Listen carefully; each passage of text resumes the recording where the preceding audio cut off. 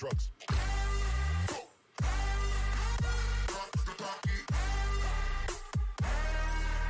See y'all go in the park.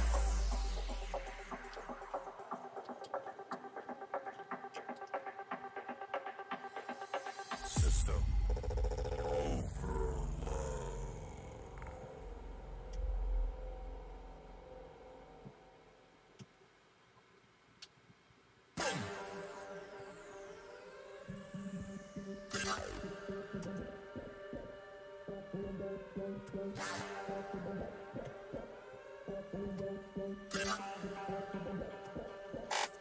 overload.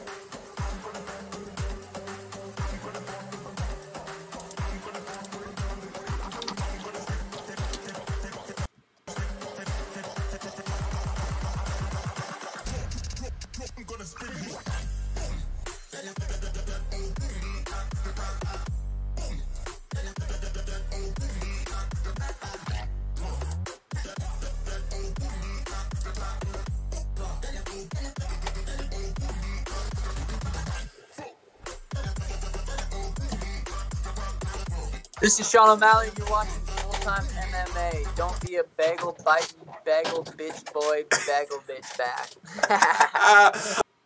What is going on, Full-Time family? It's time to start the show. It is Thursday, October 18th, and we got a lot of news to talk about. This is about to be litty big giddy. Salute to the Full-Time family. Yo, let's pull up the chat. Give some shout-outs. Who's already in here? I see my boy Fantastic Dimensions. One for the ages. Tap Life. Salute to Leon Dubson. The anti-bagel bot is working, guys. I think we got our notifications working through the chat. All right, Skate for Life in the building. What's going on? Cam Murphy in here, giving sure name Lolita Davidich, just Kat Zingano.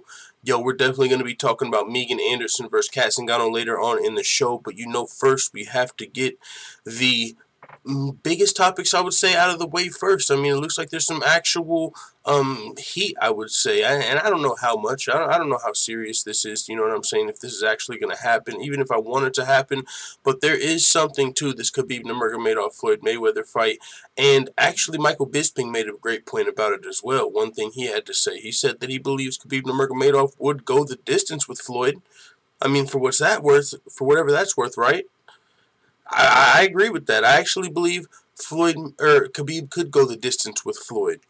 But with that being said, I don't think he can win the actual boxing match. You know what I'm saying? So we're going to talk about that also today. What's going on? We got one for the ages. Says, yo, Jones versus Gustafson, 232. UFC 232 is going down. It's the same card as Ngannou versus Anderson. Same card as Cyborg versus Nunes. And I actually think the winner of that fight will probably fight the winner of Nunes versus Cyborg, right?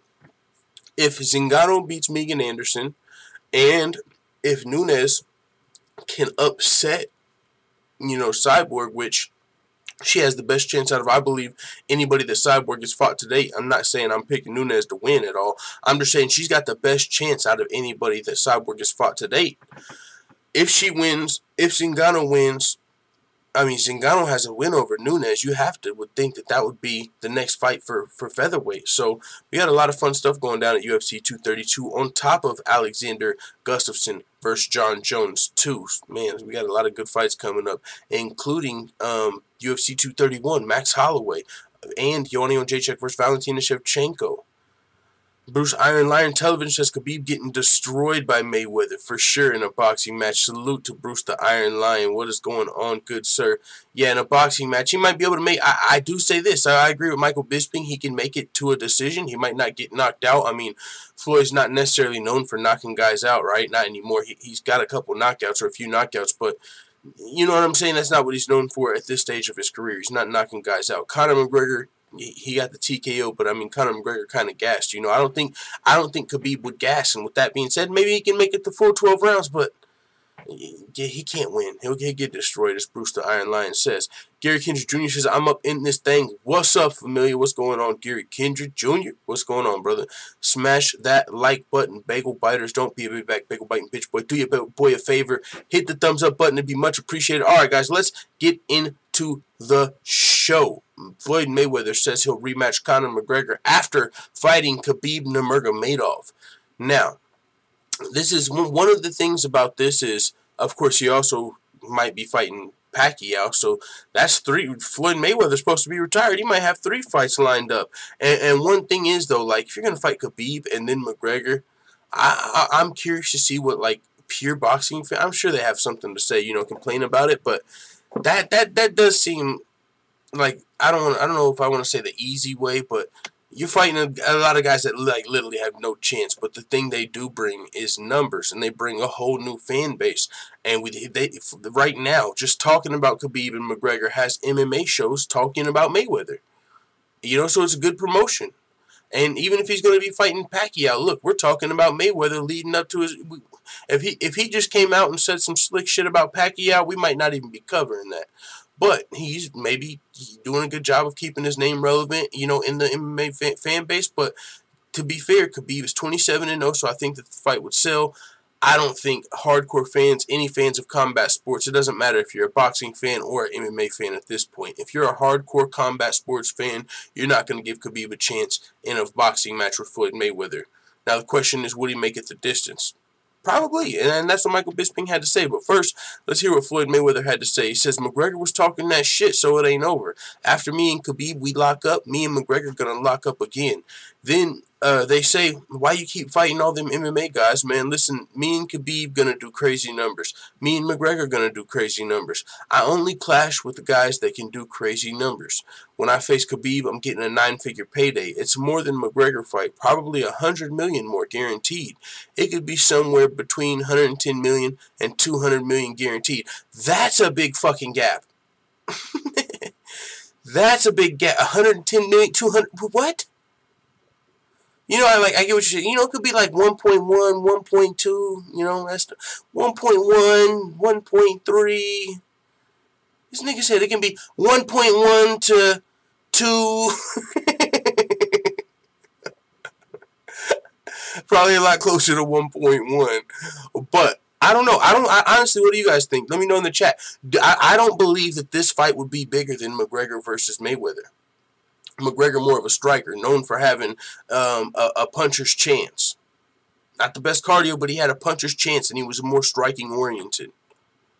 Now, Khabib has the cardio, and striking, you could say, is underrated. Nobody thought he was going to do what he did when he dropped McGregor in the second round. I mean, you know, so he did show more striking skills than you would imagine for somebody that you look at as a world-class grappler, the best grappler in the lightweight division, possibly best wrestler in the lightweight division, one of the best undefeated, undisputed lightweight champion.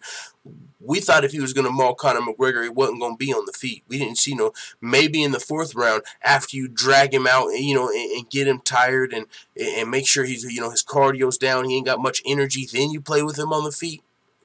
But to drop McGregor in the second round, and that's a point that Khabib, because you know, it's not like Khabib's not. If Floyd Mayweather was just talking about fighting Khabib, it'd be one thing. Khabib is entertaining this shit, so that's why we're talking about it. As unrealistic as it might sound to some people, Khabib is talking about fighting Floyd Mayweather. So with that being said, Khabib made the point, I dropped McGregor. You couldn't. You know, so that's a good point from Khabib. And like all of you, I would watch the fight. Would I buy the fight if I had the money? But I'm broke, so probably not. But you know, it's definitely worth the money. I think. Not as far as is Khabib gonna win, but for one, you got the undercard, and for two, also, it's gonna be an event. You're gonna get your family together, your friends. It's gonna be like a fucking event gathering. Everybody needs more of those motherfuckers. You know what I'm saying? Nobody gets together. That's gonna get everybody together. Have some fun. It's gonna be a fucking event, a spectacle. Good for both sports. Huge fight, so I'm in there like swimwear. I would definitely watch that fight. Let me check the chat out. Bob Cratcher says, Khabib could retire on royalty sales from t-shirts with his slogan, #1 bullshit. He's very popular and would do well. Oh, he could do #1 bullshit, smash, the eagle, you know, like the eagle kick with literally like a Michael Jordan logo, but Khabib fucking eagle kick. He could even monetize that shit, even though it's not his most proud moment. He could monetize that. Oh yeah, he can make some money. And Khabib did say, hey, keep my $2 million to the commission while the bullshitting. You know, they're keeping his $2 million while they figure out his role, how much he's gonna be fined. But meanwhile, they gave McGregor his money while he's socking motherfuckers on the octagon. But it's all good, right? They give McGregor his money. They keep Khabib's money. And Khabib said, "All right, keep that shit." But the problem is, that's the Nevada Commission, and Khabib's gonna have to work. He's gonna have, you know, he might have been emotional in that moment, and we've since heard Dana White say that they're good, but he's gonna have to be cool with that Nevada Commission, because Khabib's talked about retiring. He could fucking walk away. He's threatened it before. We've heard it from friends, family members. He could retire. We've heard he said recently, if you fire my friend, I'm out of here. So Khabib might say fuck fighting. And he might not care about the Nevada State Athletic Commission. But if you do plan on fighting, you're as big now as ever. And all the biggest fights happen in Vegas. Whether you rematch McGregor, whether you fight Ferguson, or whether you fucking fight Mayweather, you probably want it to happen in Vegas. You know, as far as business-wise, where the biggest fights go down, it's Las Vegas. So I don't know if you want to bar yourself from Las Vegas. Let them work this shit out. You know, you're the champion. You did what you needed to do. You got revenge. You smashed Conor. You slipped up, though. You jumped over the cage, and you jumped into the crowd. Yeah, there might be some repercussions. You know, so, and I hear what you're saying, right? Conor can fucking do whatever he wants. Everyone's not Conor. And you are. Khabib does hold a lot of the cards right now. He's got a lot of power. But I'm just saying, let's smooth it over with the Nevada Commission so we can get some of these big fights. And, you know, that's what I would like to see happen. And I think that will happen because Dana White recently came out and said that they're good. But with that being said, Floyd Mayweather, you know, people were saying, well, so you're going to box Khabib and then McGregor? What's up with you fucking boxing all these MMA fighters? And he says, I don't know if it's in this article, right here, he says, they say, why you keep fighting all them MMA guys? Listen, me and Khabib going to do crazy numbers. Me and McGregor doing crazy numbers. I only clash with guys that can do crazy numbers. So, you know, that's his way of kind of, he's playing the stock market, but he's being more brash about it, right? George St. Pierre says he's playing the stock market, you know, the biggest legacy fights and shit like that. But that's kind of what that's what Floyd Mayweather's saying in a more brash way. Like, you got to sell a lot. Your stock's got to be real fucking high. It's got to be a big opportunity. You know, like, if he's fighting these other boxing dudes, they're not near as big of names right now. It's not the same thing. You're not, like, not only are these guys big numbers, but they're big numbers in another sport, right? If you're talking about Mayweather versus somebody, please in the chat throw a boxing name at me of someone in Mayweather's division that you would like to see him fight if he wasn't cherry picking. Who is somebody you would like to see Mayweather fight if he wasn't fighting winnable fights, right? If he wasn't talking about Khabib, if he wasn't talking about McGregor, if he wasn't talking about Pacquiao, who would you like to see Mayweather fight from a boxing fan? I don't know the possibilities. I'm a casual boxing fan. Mr. Perfect says Pacquiao. Other than Pacquiao, I mean, I can use Pacquiao for this example though. Errol Spence says MMA King Jr. Cam Murphy says Lomachenko. Okay, I know Lomachenko. Let's use Lomachenko. So if Mayweather fights Lomachenko, don't know his weight though, says Style Black Clouds. Okay, so another Lomachenko. So let's say Mayweather fought Lomachenko, and Lomachenko's a big name in boxing. He's becoming a big name. Okay, so let's say Mayweather's got 20 million fans and Lomachenko has 5 million fans. All 5 million of those fans already know who Mayweather is, because those are 5 million boxing fans. 5 million boxing fans, you know, so all of Lomachenko's fans, whether they like Mayweather or not, they already know who he is. Now, Khabib's fans, let's say, and I know he has more than 5 million followers, but let's just use the exact same, let's say Khabib had 5 million followers. All 5 million of those guys don't know Mayweather. So even if they're on the same level, fighting Khabib is better for your brand, you know, becoming a bigger brand, getting more fans, reaching out, because those 5 million guys, you're getting new fans. Even if it's the same level, you're getting new fans. The boxing fans already know you. You're introducing yourself to more and more MMA fans when you fight Khabib and when you fight McGregor. So that's why it's also, you know, going to do more numbers. You got all the boxing guys watching, all the MMA guys watching now. Where if you fight Lomachenko, it's the boxers, really. You know, there's going to be the casual boxing fans are going to tune in too, but the MMA guys really aren't going to give a fuck about those fights. So it's not as big, you know. So, but yeah, so that's got something to do with the big opportunities he has when he fights with these MMA fighters. Now, Pacquiao is a big name out there. But honestly, I don't know if the Pacquiao-Mayweather fight would do the numbers of him. I don't think it'll beat Mayweather-McGregor, and I damn sure don't know if it would beat Mayweather-Nurmagomedov. Nurmagomedov, if you know what I'm saying, would give it a name. All right, but so yeah, Floyd Mayweather talking about rematching McGregor after Khabib. You know, that'd be some good paper. That's the life. You know, you might not like Floyd, but you got to admit, if you can be 50-0 at boxing and just boxing a couple fucking rookies for 100 million, 100 million a fucking rookie, boom, throw them at me, right? You to fight some amateurs for 100 million? Just whatever you do. Whether you do fucking karate, jiu-jitsu, Muay Thai, whether you run, whether you're working, if you're whatever you're fucking doing. Imagine if you could challenge a rookie for 100 million, you know, but of course Mayweather's got a legacy, but that's what essentially is going on here. He's getting to fight guys that are new to boxing for more money than that's a pretty good deal if you're Mayweather. That's a pretty fucking good deal. So, yeah, he's down to fight McGregor, of course, if that's what they get worked out. Now, of course, he's going to be the A side. He's got a lot of leverage in both of these fights. I mean, honestly, if you think about both of these fights and the potential press conferences, Mayweather would run circles around both of them at this point. At this point where we're at today. Khabib doesn't speak much English. Maybe if we did like a Russian press conference, you know, he would whoop Mayweather's ass. Could you imagine that? Mayweather had to have a translator for everything he said. Translator had to translate his slang. Mayweather was like, "What's up, my bitches?" And they were like, "How do you say my bitches in Russian?" So they just translate it like, "What is up, my female dogs?" But they say that in Russian. Everyone's like, "What the fuck is he talking about?" Khabib would win that one. But any English-speaking press conference, Floyd's winning those at this point. Even McGregor. What's McGregor going to say? Floyd's got more ammo now. For one, I already whooped your ass. For two, Khabib just whooped your ass. For three, you're the B side. Keep talking, I might get Khabib in here again instead of you. You really don't even deserve this, to be honest. You're a big name, McGregor, so I'm going to whoop your ass, but what are you even talking about?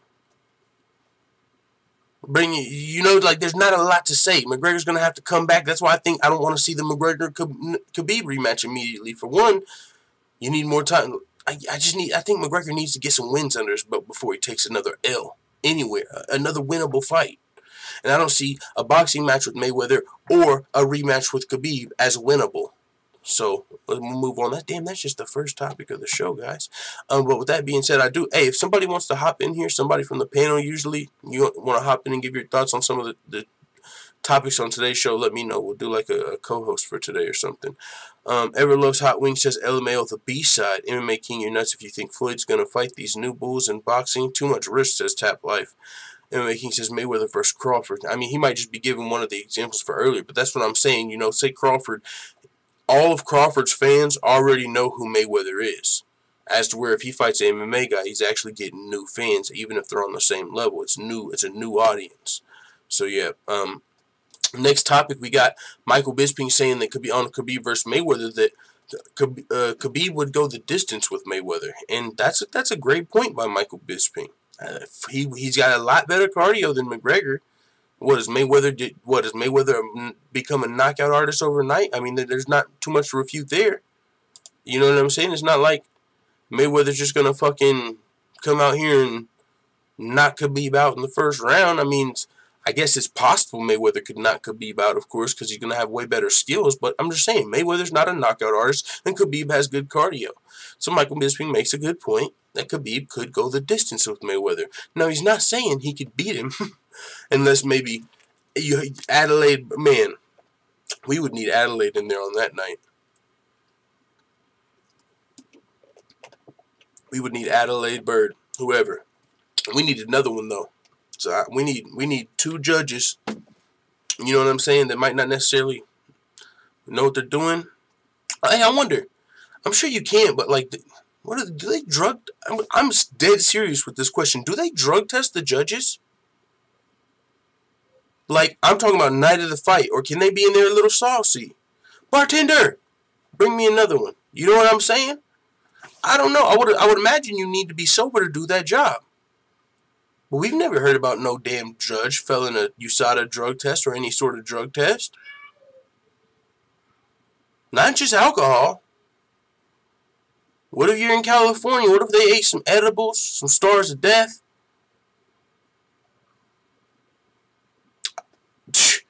What are the fucking judges' drug testing policies? I'm dead.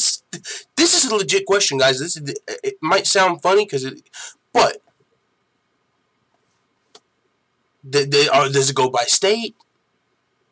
In the California Commission, do they allow you to be a little stoned? Sativa only. Indica, put your ass to sleep. We don't want you in here, eyes down. You know, we need you alert. Will they allow sativa?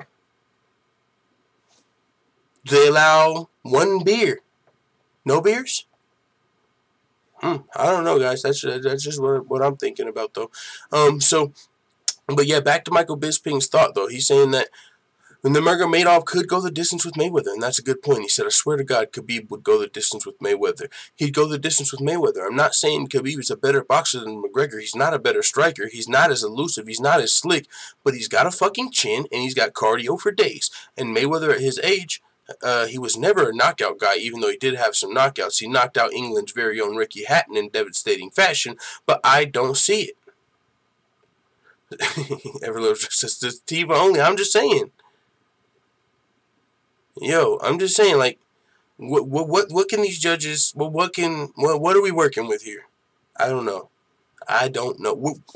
It might explain a lot, guys. I mean, there's alcohol. There could be look. There could be a judge that's coked up. So they want to see action. So they're rewarding you for the action that night. Like, yo, I want to see a fight. What the fuck are you doing? Get in there. The fuck are you backing up for? You know? Like, they want to see a fight. Or it could be a judge in there off like some indica, and they're like, man, yo, this shit is crazy. These motherfuckers in here playing chess. Oh, shit. This is a chess match. What am I watching? So they reward you for the skill. We gotta know. Uncle Joey from the Voodoo Lounge says, Zabby. That's what I'm saying. We need to get Uncle Joey on the case. Anti-Bagel Bot says, Dutch style Black Cloud. Yeah, we got us a new bot. Nightbot was slipper slacking on his pimping, man. We had to get us a new bot. So, yeah. That's a legit question, guys. I think we need to be talking about that more. What? Do judges have strict drug tests? I think there should be. I don't know. That's a legit question, guys. Especially like this, go commission to commission. In New York, are they not playing that shit? Right? In New York, you probably got some of the best judges' scorecards because they don't even allow you to fucking smoke a cigarette on the break or something. You know? No weed, no nothing. Yo, what if there was a judge in there sipping lean, dog? And I'm saying, like, they're missing half the fight. You know what I'm saying? They're missing half the fight. Just nodding and shit, like, yo. Oh, shit. The crowd gets loud and it wakes them up. Oh, what happened? Because they sipped a little too much. They fucked up the mix. A little too heavy. And so but they got a job to do, so it's time to fill out the scorecards. And they just guess. Fucking 10-9? Most fights are 10-9, right? 10-9? 10-9? They guess the winner, but you got a 50-50 chance of getting it right. You got a 50-50 chance of getting it right. You don't ever have to explain your scorecards. Right? You don't ever have to fucking say, well, in the first round, I gave it to him because this. You can just fucking. What if you ain't even on lean? What if you're just dog shit tired? What if you're just tired? Didn't get no sleep. Sober. Didn't get no sleep. Nodding off during the fight. Oh shit. Crowd wakes you up. Oh shit. You guess.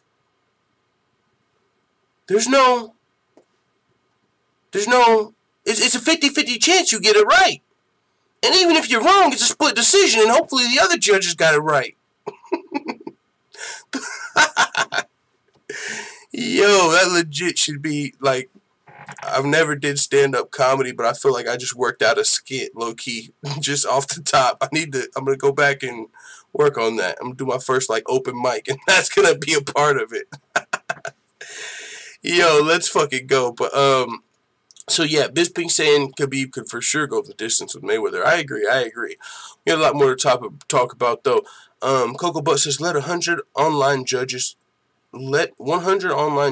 judge and pick 3 random.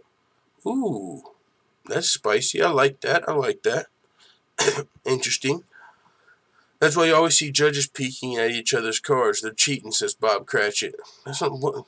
One of them could have been missed the fight. I don't even know. Do the judges sit together? I thought like judges sat on opposite sides of the octagon. I thought like one judge sat on one side, one judge like in a triangle. Like I didn't think the judges sat together. I thought they sat separate. Joy Diaz said he wanted to sniff that girl's booty, says Gary Kendrick Jr. Hey, man, he's just speaking a lot of people's truths. I'm just saying, Joy Diaz don't give a fuck, man. He's old school, man. He's old school, you know. We're in the sensitive age. We're in the sensitive era. You know what I'm saying? But I ain't mad at Uncle Joey. I know a lot of people might be, but a lot of people are just looking to be offended these days, and they're probably going to get pissed off at half the shit that we say. And they're probably contradicting themselves half the time, to be honest. I don't know if I've ever met anybody, me included, that doesn't fucking contradict themselves. So, what the fuck are you really getting mad for? You're going to be contradicting yourself eventually. Do we got to go tit for tat? Oh, now you're coming after me, so what? Do I got to fucking go dig into your background and say, oh, look, you're contradicting yourself here, so why the fuck are you coming at me? Like, people just like to fucking attack people and be offended, and it's bullshit. To me. But it is what it is. Russian bot says soy boys these days. Hey, maybe there's something to it, man. Maybe there's something to that. Maybe Kobe's got a point. Like I said, maybe Kobe has a point to a couple of the things he says. No. Everlove's Drug says, I want a judge off 2 stars and the shot is actually into the fight. Yeah, right? What if there's that? What if there's a perfect amount of lit where you're more in tune than you've ever been? Like you said, 2 shots and 1 star. Not 2 stars, not 3 shots. 2 shots and 1 star. You know what I'm saying? And you're like into the fight. Oh, and you the stars got your fucking senses going like, oh shit. Oh shit. Like, and you're a little lit, so you're not holding back. Like, good. Oh, that was some good shit. You know, you like, you're being honest. Hey, maybe there's something to it. But Gary Kendrick says pervert ass nigga. Yeah, Mackenzie Dern said he wanted her after the fight. Yeah, but I saw it. Cam Murphy says it's the bleeding PC era for fuck's sake, says Cam Murphy. I hear you. And you know what I'm saying? You even hear chicks like, yo, y'all are too fucking sensitive. It ain't that serious. And they'll be like, what? They'll attack a chick for like saying, you know, that's like whenever a black person comes out and they don't get mad at someone for saying the N-word, they're like, oh, you're part of the problem. It's like, no, I just have a different opinion than you. We can talk about it, but there's no agenda here. I just think differently. But it is what it is. Am I the only person that's disappointed that Derek Lewis is about to get knocked all the way out back to the line because he can't turn down the money? And we all know there's no way he wins. Yeah, but he took the fight on short notice. I don't know how far it knocks him back out of the line. Honestly, he wasn't in the line. He was going to be fighting Curtis Blades next, and maybe if he beat Curtis Blades, there's still politics, right? He's already got to wait on fucking Brock Lesnar, and then potentially John Jones, and then potentially Stipe finally, who people already feel like he deserves a rematch. So by taking this fight on short notice, not only is he getting this huge payday, but he's getting a shot. You only get one shot. Do not miss your chance to blow. This opportunity comes once in a lifetime. You know, with politics, I'm serious though, with politics in the UFC and the way title shots go, you never know when you're going to get a title shot. You can be the #1 contender and get skipped over, take a #1 contender fight and lose. And you ain't getting your title shot. So now at least Derek Lewis has a chance. And by the way, Daniel Cormier is a little bit injured as well. Doesn't have much of a chance to fight, though. Daniel Cormier does have a hand injury. But now you get this opportunity. What if you knock fucking Daniel Cormier out? It ain't about what if he loses. For one, he's getting paid. For two, he's got an excuse. Ain't nobody going to hold it against him for losing this fight. You know? And you're kind of doing the UFC a favor. So it ain't like they're going to, I don't think they would hold it against you. Oh, you saved UFC 230, Derek. No, you know, either way, win or lose, I think he can fight Curtis Blades. Even if he loses to DC, if he fights Curtis Blades and wins, guess what? He can get a rematch for the title if he would ever get one. If he was going to be getting a title shot, he still can. But he's got to play the politics. Even if he beats Curtis Blades next, it might be time for fucking the Stipe rematch. And then what do? Do you wait and wait and wait? And then you probably got to fight like, you know, like another fight. So it's risky. Right now he's capitalizing on this opportunity, and I don't think it knocks him too far back. any farther back than he already was. Because there's already a line of people waiting to fight for this title, and we don't know what's going to be playing out. You know, now, if Derek Lewis wins, he might also fuck around. Oh, by the way, if he gets the fight now, what if he wins? He gets the Brock Lesnar fight most likely. You got the motherfucking Black Beast versus the White Beast and shit. What if he could steal the whole show? But if he waited till he was healthy, he might not even get this opportunity. But I do hear what you're saying. Even if he was 100% healthy, he ain't got a great chance of winning. He's probably the underdog. So take this shot. Hopefully he ain't too banged up. Give him a shot in his back. DC's injured as well. Nobody's 100%. I think you got to take that opportunity. But yeah, man. I think if he loses this fight, he's still up there in the top 5, top 3. He's still got to fight a top 5 guy. If he wins that fight, he's still in line. What if Stipe beats Cormier, or what if one of these guys beats Cormier? That's still a fresh matchup. You know, he's for sure still right up there. Don't blame Derek, blame DC for being scared to fight Stipe against his fantastic dimensions. I hear what you're saying a little bit there, dimensions. I don't know if I would say DC's scared to fight Stipe again. You know what I'm saying? I don't think that's the case. I don't want to say scared. Like that's not it. Yeah, he's not scared to fight Stipe. I can't give you that. I hear what you're saying, right? He's choosing Derek over Stipe, but it's a lot different fighting a banged up Derek Lewis on short notice when your hand is hurt than fighting a healthy Stipe Miocic on short notice when your hand is hurt. It's a little different. You know, and also, by the way, you got to ask, I don't know, I'm pretty sure we haven't heard yet. Did the UFC offer Stipe this title shot? And did DC, because the UFC has to offer the fight. If the UFC says, hey, Daniel Cormier, we got this Derek Lewis fight for you, man. We want to capitalize off of this momentum, monumental momentum, if that makes sense, that he's got off of UFC 229, where he gained over 500,000 followers in one night. Comeback knockout. We want to put you in. It's a winnable fight. You got a chance to win.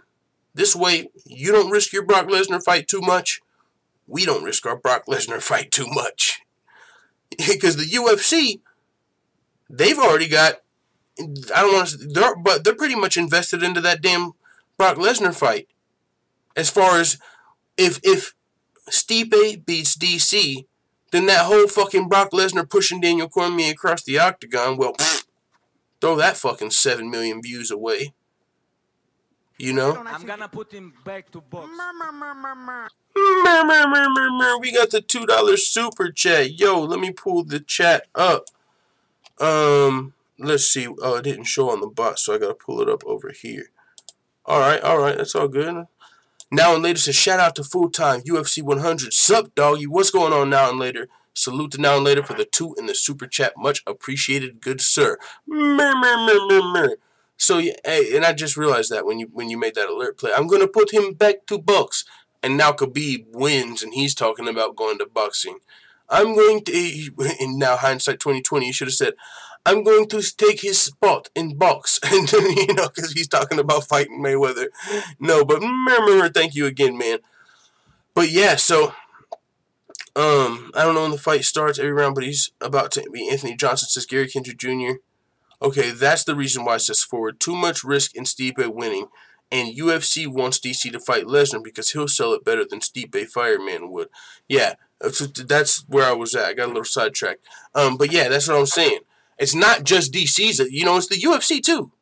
They've got to. If the UFC said, "Hey DC, we need you to fight Stipe," and he said, "Nah, fuck you guys. I'm going home. I gotta wait till I'm healthy." That's one thing. But that would be the UFC risking it too. Now, they could have offered that contract to DC, but if they offered the Derek Lewis contract first, or if they offered it to him at the same time, one of those is better than the other. If the UFC was like, you know, what if they offered him to him at the same time? You want Stipe, or do you want Lewis, who, by the way, is very banged up and just gained 500,000 followers? Which one, DC? You know, they like try, like in the UFC, like they held out both contracts at the same time, but they held out the the Derek Lewis one a little farther. Like they were like, here, I'll show you an example. I got 2 pieces of paper. Here, I'll rip this in half. All right, look. So let me pull this up to make sure I'm doing it right. So they're like, here you go. We got Stipe and we got Lewis. Which one do you want? Which one do you want? They're pushing the Lewis one at him. But yeah, it's not just a DC thing. But also, if you're a fighter, if anybody's a fighter, it doesn't matter who you are. If you're Conor McGregor, if you're George St. Pierre, if you're John Jones, if you're Floyd Mayweather, you're not going to risk such a huge opportunity on short notice when you're injured unless you're confident in your ability to win. That's like if Floyd Mayweather knew he was going to fight Pacquiao, let's say at the end of 2019 or sometime sooner. Yeah, he might fight Floyd Mayweather before that or he might fight Khabib before that because he'll probably win that fight. But is he going to fight fucking Crawford before he fights Pacquiao? No, because for one, he might lose that fight, and the Pacquiao fight's done for. You know, it's just too much of a risk. But he'll fight a winnable fight. So I kind of see where DC's coming from, and I don't think it necessarily makes him scared for that. And also, you got to know what went on behind the scenes a little bit. But with that being said, we will continue. Dana White says Khabib Nurmagomedov will not be leaving the UFC. We touched on this a little bit on yesterday's show, but he also, you know, talked a little bit about the Mayweather and the McGregor, or what's next for Khabib, and he says we haven't really started working on that yet. Which we'll scroll to. We talked about him, you know, he said we're good as far as their relationship, Dana White, the UFC, and Khabib.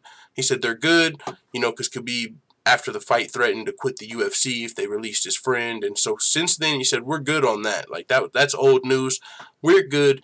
And as far as what's next for Khabib, he says, we haven't talked about that yet. He's doing a whole tour right now. He's going to UAE. He was over with Putin. He's doing all this stuff. Let this guy enjoy his win, and then we'll figure all that out. So, with that being said, it's really going to be up to Khabib. After, you know, he's going to go around and celebrate the win a little. You guys see the microwave in the background in here throwing me off and shit. But so yeah, I did see the pictures with him and Putin and stuff like that, and there was like, I don't know if we covered that on the show, but like Putin told his father, like, take it easy on him, because after the whole brawl incident and stuff like that, like, Khabib's father don't play that shit. It don't matter if you're grown or not, you're getting your ass kicked. And, oh, by the way, I believe Khabib still lives at home with his mother and father, because in their culture, the youngest child stays at home, and I believe Khabib's the youngest.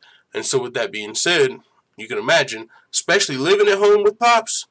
I mean, I wouldn't know about that, but I'm just saying, you can imagine, especially with Khabib's father. He had him wrestling with bears. Like I said, he probably got that same bear, declawed. That motherfucker probably been trained. They probably got the only bear that trains MMA over there, bro.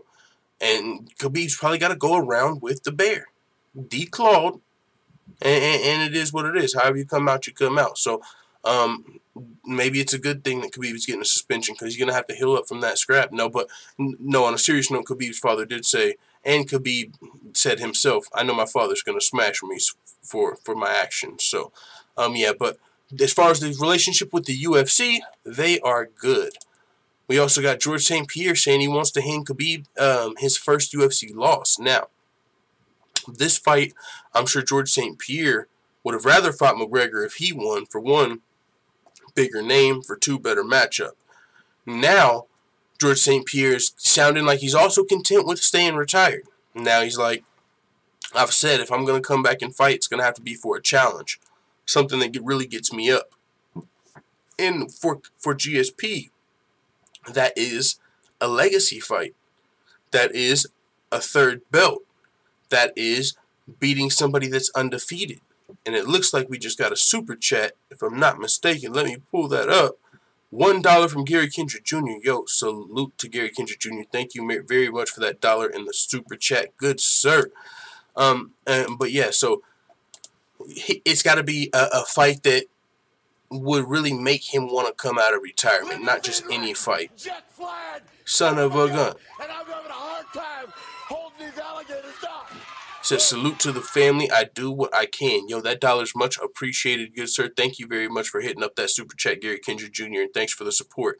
Tap Light says, DS, I agree. Floyd carried McNuggets and probably could have finished in 3, but I think Khabib would outlast McGregor. Yeah, so I mean, and with that being said, what do you guys think about what we talked about earlier? Do you think Mayweather would finish Khabib, or do you think Khabib would go the distance? I'm kind of leaning toward the side of Michael Bisping. I think he could go the distance, but there could be something to that as well. Maybe he's like, you know what, I'm not playing no games. People think he can go the distance. Okay, I'm coming out here and shutting the show down. That would be crazy, bro. That would be actually crazy if, like, you've seen Khabib go over to boxing and get knocked out in like the 4th round. That would probably blow my fucking mind. Like, but it's possible. It's very possible. So, yeah, GSP spoke with Ariel Helwani's MMA show, and he's saying it sounds like Khabib or retirement for George St. Pierre. Since he doesn't think he'll get a lightweight title shot, it feels like he's more and more comfortable with the idea of never fighting again.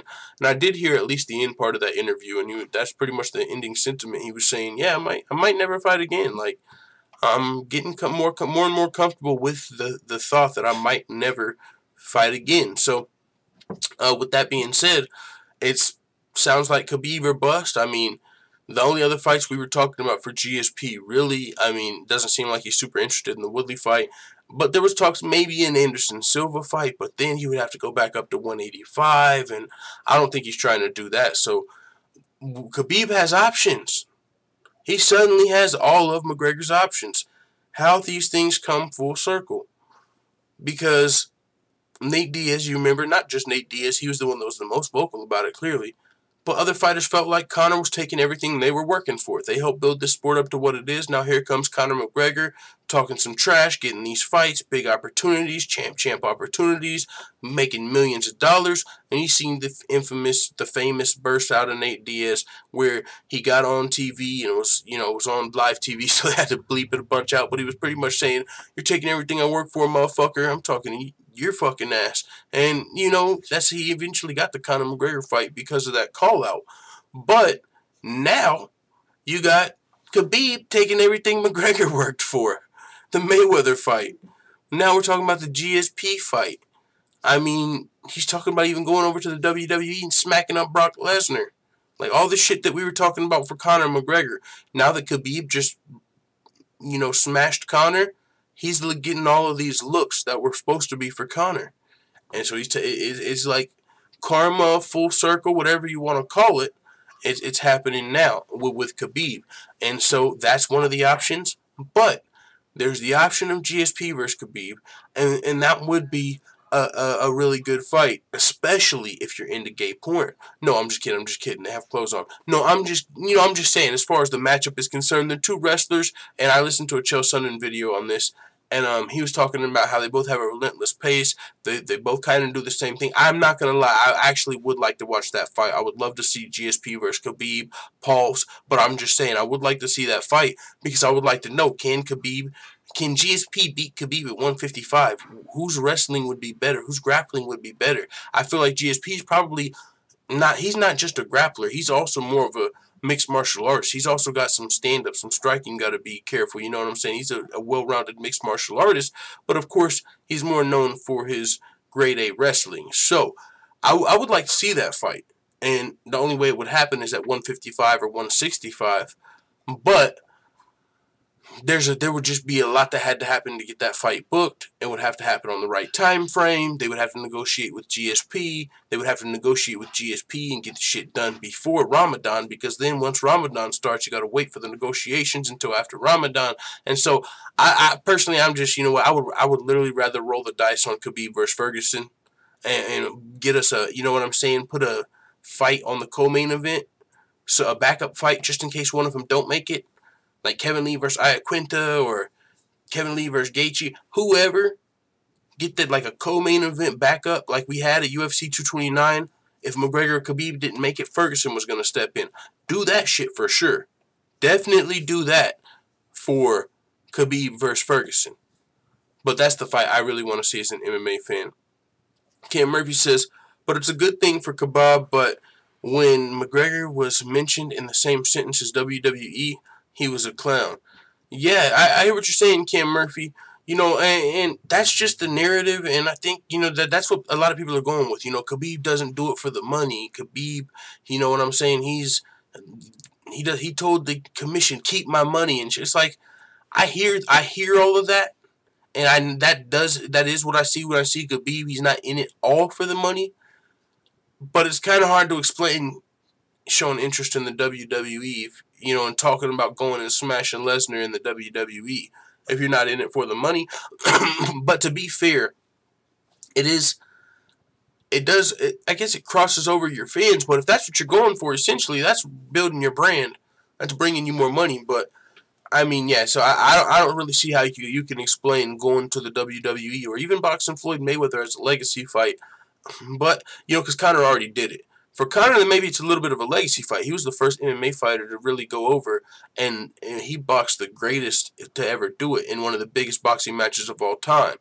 For Khabib, he would kind of be just coming and doing what Conor already did. It's kind of a money grab, right? If you're going to fight in boxing, it's not because you think you're going to win. It's because of the money. And Cam, I know you're a McGregor fan, so I think it's fair that you pointed that out. When people talked about McGregor going to the WWE, some people said it was a clown move. And GSP, I mean Khabib, he's talked about it as well. But it is what it is on that. As far as MMA, I hear where people are coming from. Khabib, definitely. He's not a guy that seems to be only in it for the money. He's not flashy with this money. But just because he's not flashy with this money don't mean he don't need it.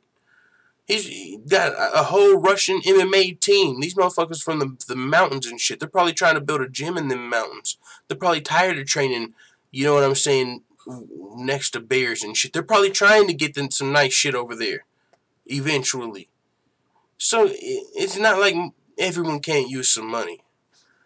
Anyone catch Tony using Wing Chun on Pettis? Yo, I think I seen a clip of that on Reddit, actually, like a little clip. Yeah, I actually think I saw the clip. Fantastic Dimension says, I honestly don't think Khabib was being serious about boxing. No. He's going back and forth. No, they're making, I don't know how far up to date on it. He's talked about it like 3-4 separate fucking times. Like, he's actually going back and forth. Actually, that's the simp segment. I gotta go to Khabib Instagram. And yes, we probably will be having a simp segment because this is a longer show today. We still got a lot to talk about, and we're only an hour in. So Khabib, multiple times, not only the original, first he was posted with Leonard Ellerby when he called him out. Mayweather responded. After Mayweather responded, he posted this, and he was like, all right, Floyd, but no Vegas. They won't pay me my money. Well, if you're fighting Floyd, it's going to be in Vegas, so good luck with that. But so he's responding to Floyd again. And he's posting videos of him smashing Floyd. And so he's actually entertaining this Floyd fight. You know what I'm saying? Even if he's just joking. Now Mayweather's saying the fight's happening. Mayweather said that now. Like, even if he's joking, they're seriously talking about it. So I think you got to take it serious at this point. They're both going back and forth. It wasn't just a one-off thing. He's actually entertaining this fight. Maybe the WWE thing was a joke. But I don't know about that either, because the AKA guys, they do have an interest in the WWE. For one, DC's about to fight Brock Lesnar. For two, DC's a big fan of pro wrestling, from what I've heard, and from if you keep up with what's going on, he's shown interest in it on social media, and also their teammate, Cain Velasquez, he's damn near gearing up for a run at the WWE heavyweight title. He's practicing in nude luchadora mask on social media and got his own damn chair for when he's got a prop ready to go to the WWE. So there's definitely some mixing up with the AKA and the WWE world a little bit. I see with the Cain Velasquez and DC. So Khabib, maybe I haven't heard him really show too much interest in going to the WWE, except for asking, "What do you guys think about me, smashing Lesnar?" But he threw it out there. Tobago bot in the building. I was like, yo, who's saying my name? Like, because it highlights it every time someone says it, and it's the anti-bagel bot. Floyd probably got stock in the UFC, something of the sorts. I mean, or he's just keeping his name relevant, right? He's at the top of the game. People at the top of the game know how to, I don't know if manipulate the media. I don't want to say manipulate the media, but they know how to stay relevant in the media. They know how to get headlines in the media, like fucking keep their names, like, let's say Floyd's next fight is Pacquiao. Well, now he's still got the whole world talking about him. We're not all talking about the Pacquiao fight right now, but everybody's talking about Mayweather. He might be stealing a little bit of clout from Khabib. You know, clout chasing a little bit with these talks, but it's working. He's doing a good job of keeping his name relevant, and so it works for both guys. Khabib just beat McGregor. All the MMA fans are talking about. Well, the whole world was watching, but now there's boxing. I don't know because I don't got a lot of boxing channels on my. But Coach, he covers boxing. A lot of boxing channels are talking about Mayweather versus Khabib. So you got MMA channels talking about boxing. You got boxing channels talking, and this is just on our YouTube level. I can only imagine bigger boxing websites are probably reporting on Khabib now. You probably got boxing.fan.com or whatever boxing websites you go to, boxingnews.something. They're probably talking about Khabib. So it works for both fighters. You know what I'm saying? But it's what people do at the top of the game. I think that's people with the best managers and people that really know what they're doing. That's what they do a good job of doing. And that's why when I see fighters that are going to have a potential to be future stars and they're not really doing that yet, I'm thinking, man, they probably need a manager or they're just not, you know, they're not really on top of the game like that. But yeah, I don't know if the fight happens. If it does happen, it'll be an event. There's money in it, and when there's money, money talks. But I know I would personally like to see Khabib versus Ferguson. But do you think the UFC would rather book Khabib versus Ferguson, which is risky as fuck? Or do you think they would rather book Khabib versus Mayweather and make a cool, way more money, however much money? So we'll see where they go. But either way, another option is GSP. But GSP is saying if not Khabib, he's comfortable with retiring. So we will move on. Michael Chandler saying that the Dagestanis and the Russians agree I'm the only one to beat Khabib Nurmagomedov. Now, yeah, sorry, I'm not buying it. I'm sorry, I'm a big fan of Bellator. Michael Chandler, rock on, fucking team Bellator. I'm repping Bellator. Hey, I'm fucking with Bellator. Heavy. But I ain't buying this shit. Michael Chandler thinks that you think the Dagestanis got you over Khabib? You know how much Khabib champ I heard just on various channels and comment threads and everything? Khabib champ, Khabib time, Khabib champ. Leading up to the McGregor fight, I don't know who. Man, I don't know. It's going to be hard to find a Dagestani Michael Chandler fan that thinks he can beat Khabib. But Michael Chandler, though, Bellator's future, or former, and maybe future, Bellator's former lightweight champion. He's going to be fighting Brent Primus coming up soon, trying to get that title back. But he's a guy that's saying he thinks he can beat Khabib. Now, I don't know about that, but I will say Michael Chandler is one of the best lightweights in the world. I mean, he's had a few good scraps with Eddie Alvarez. He's really been in Bellator, though, because he's been the face of Bellator for a while now. I mean, you know, he's had a good deal with Bellator, and so he's kind of been one of their stars. They haven't had many. Now they're getting a lot more. They're getting a lot more guys you can really bank on. But before, it was really Michael Chandler that stood out. And so people have talked about him fighting the best guys in the UFC for a long time. But with that being said, I mean, Michael Chandler versus McGregor, I feel like that was a better matchup. Khabib's not a good matchup for anybody. Anybody. Especially somebody that's more of a stand-up fighter. I want to see Khabib versus Ferguson. I want to see Khabib versus Lee. I think those types of styles and different guys, even Eddie Alvarez, would give Khabib his hardest matchups. But whenever I think about Khabib's hardest matchups, and I think about Kevin Lee, and I think about Tony Ferguson, and I think about Eddie Alvarez, I don't think about Michael Chandler. That's just me. But, hey, maybe this is a little bit of a clout move as well, right?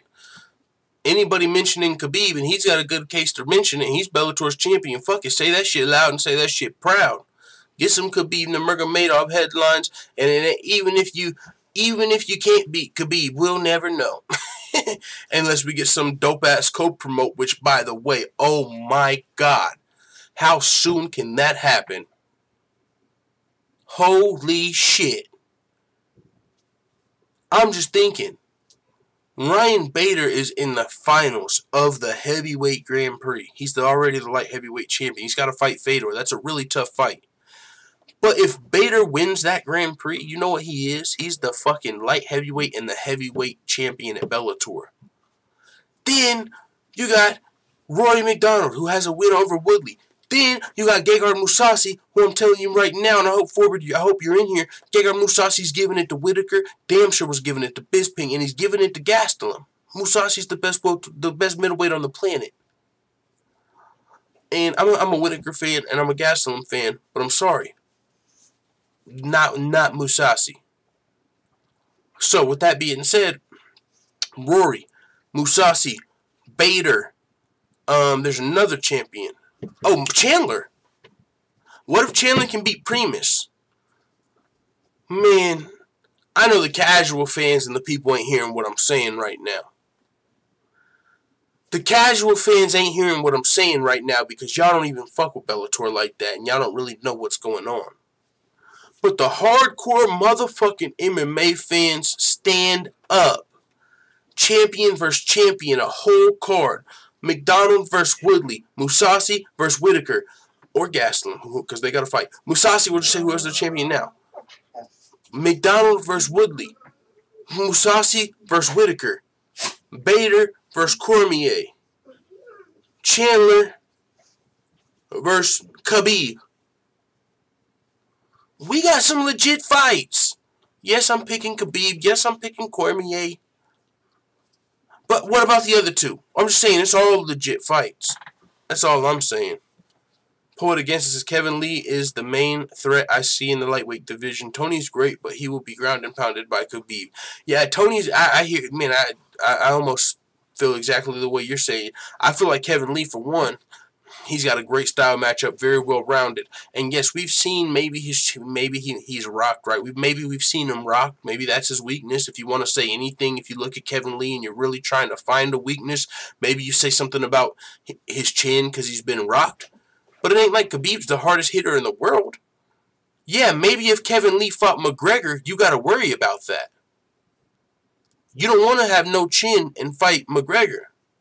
But Khabib, that's not his main threat.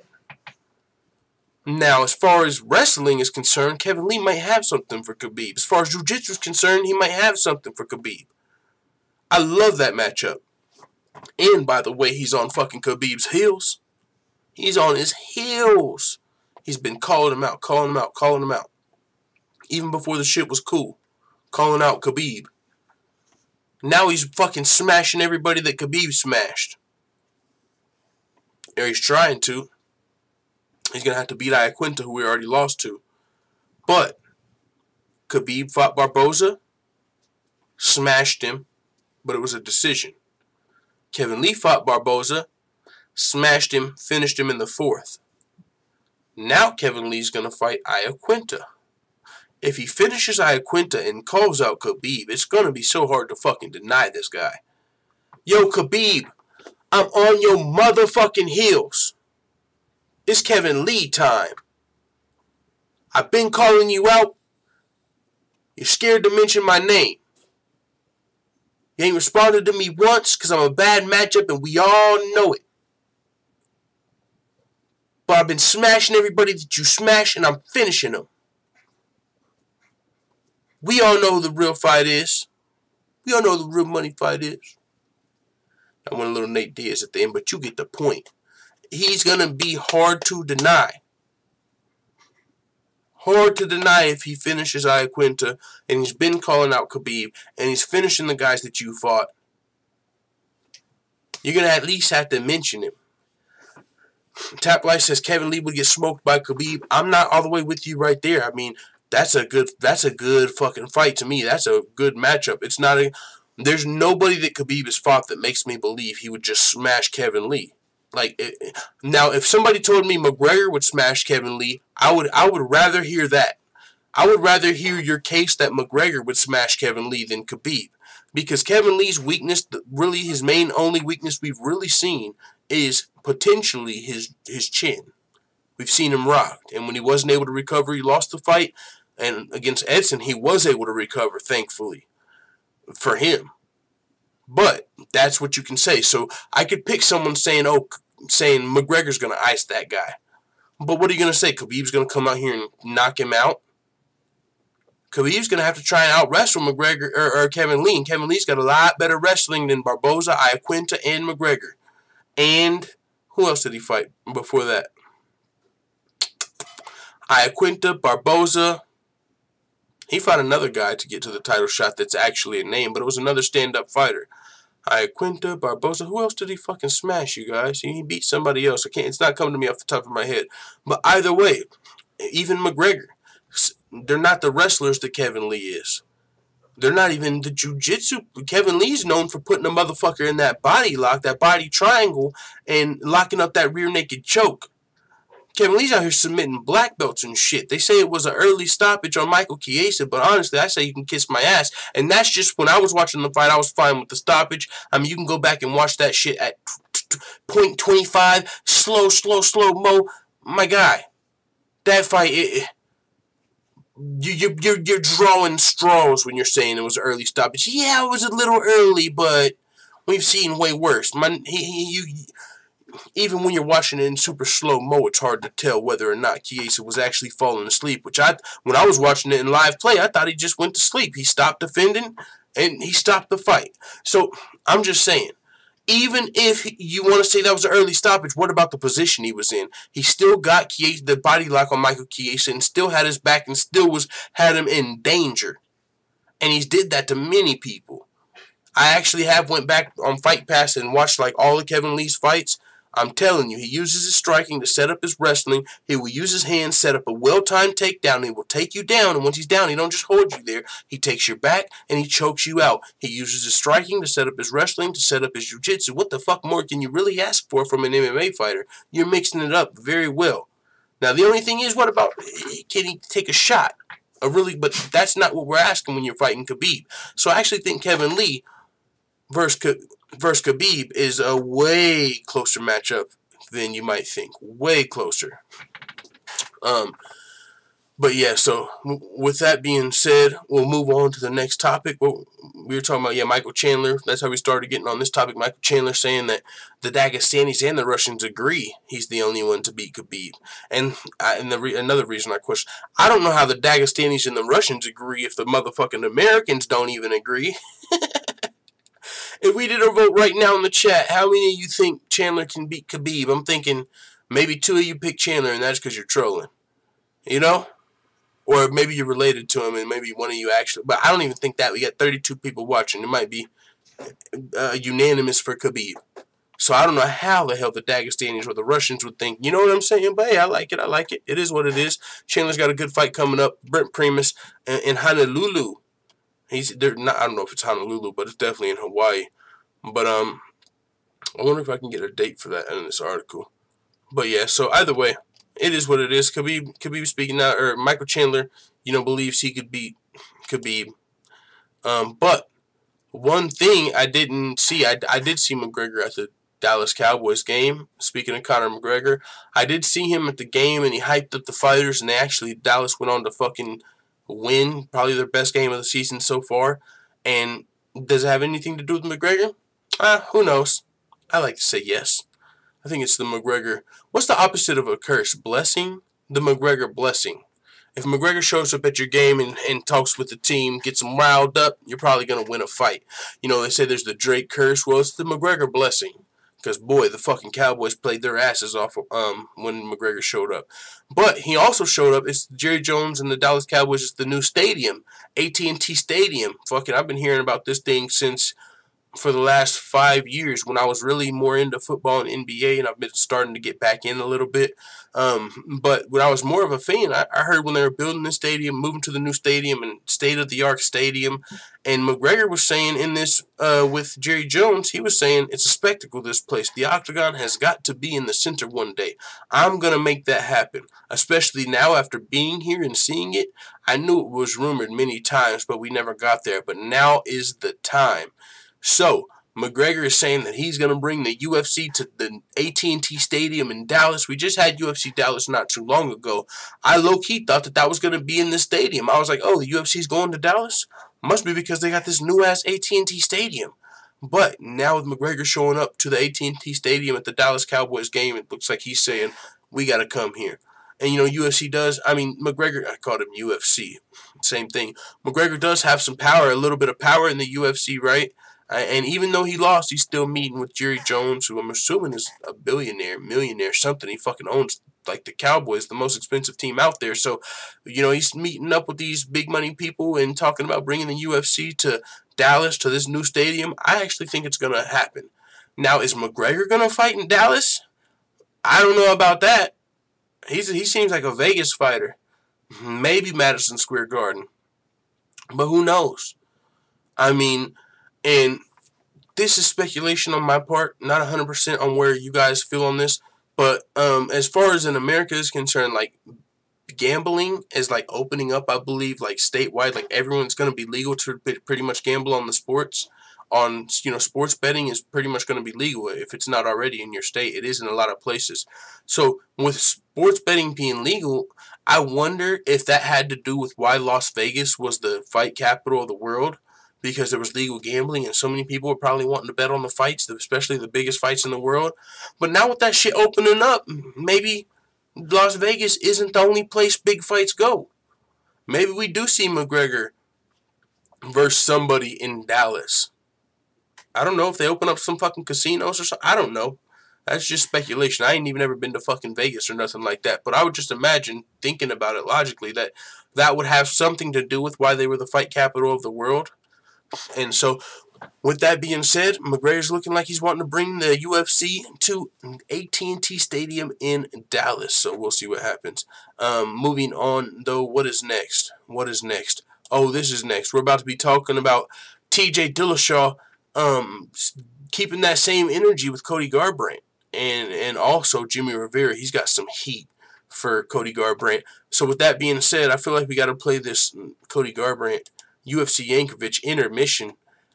We've been going for about an hour and 11 minutes, so let's take the time to go over to UFC Yankovic, and if you haven't yet, make sure you subscribe there. A lot of MMA parody songs, fun stuff we do over here, and we're trying to get it to 1,000 subscribers. Once we do, I'm going to be doing a giveaway. I don't even know what I'm giving away yet, but we'll figure that out. Definitely doing one. So with that being said, we will play, since we're about to be talking about Cody Garbrandt, we haven't played this in a while. Let's go. Or is this full-time MMA now? I love full-time MMA right now. With the intro. Alright, fuck the intro. Bagel biting bitch it is. MMA.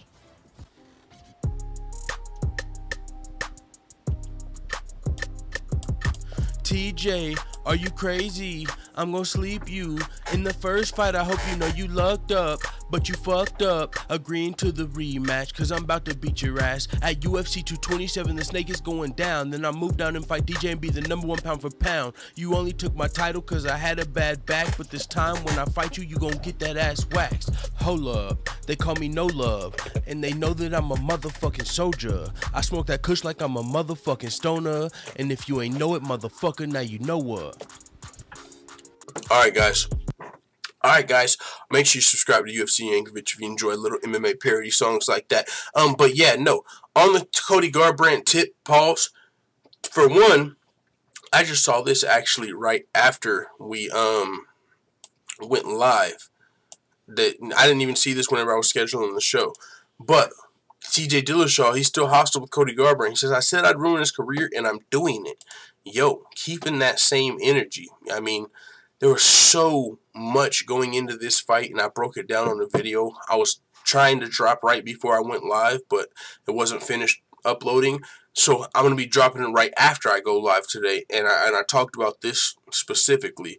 TJ Dillashaw keeping this same energy. And I broke down everything that went into TJ Dillashaw getting not only his fight with Cody Garbrandt, but then having to give him the rematch, an immediate rematch, and beating him. So there's a lot of animosity. There was a lot of accusations thrown around at TJ Dillashaw. A lot of shit he had to go through to get this second title shot. And so now, he's reaping the rewards. He's got the last laugh, to say. And meanwhile, what the hell is going to happen for Cody Garbrandt at 135 pounds? You were the champion, and now you're in a situation like Joanna Jędrzejczyk, where you already lost twice to the champion, so until the champion loses the belt, good luck getting a title shot. Cody Garbrandt could come out here and knock out Marlon Moraes, and still might not be next, because you got guys like Jimmie Rivera, and he could come out here. Cody Garbrandt could fight Jimmie Rivera. That's who we use, because that's what we're going to be talking about in the next topic. Let's say Cody Garbrandt was healthy and ready to fight. Where do you go from here? You win 2 fights, still not guaranteed a title shot as long as TJ is the champion. Who's going to want to see that 3rd fight? Same with Joanna. If Rose beats Andrade and Rose beats Tatiana, good luck getting a title shot, because who's going to want to see Joanna versus Rose 3? So when you lose the rematch, you're kind of shit out of luck. And so that's what TJ Dillashaw is saying. He's saying you should have took the time off and got better, worked on your game, changed something up, so you could have won the rematch. Now, where's your career at? And that's speaking of earlier, we talked about McGregor and the rematch with Khabib and all of that stuff going on. That's why McGregor don't need this immediate rematch. You got to take some time off and get better, or you might be Joanna Jędrzejczyk, or you might be Cody Garbrandt, or you might be Ronda Rousey, even worse. You lose your next crack at the title, and what's next? What is next? And so TJ Dillashaw, he said, hell yeah, I'm cool with how it unfolded. It's exactly as I said it was going to go down. I told you I was going to knock him out in the 1st round. I did.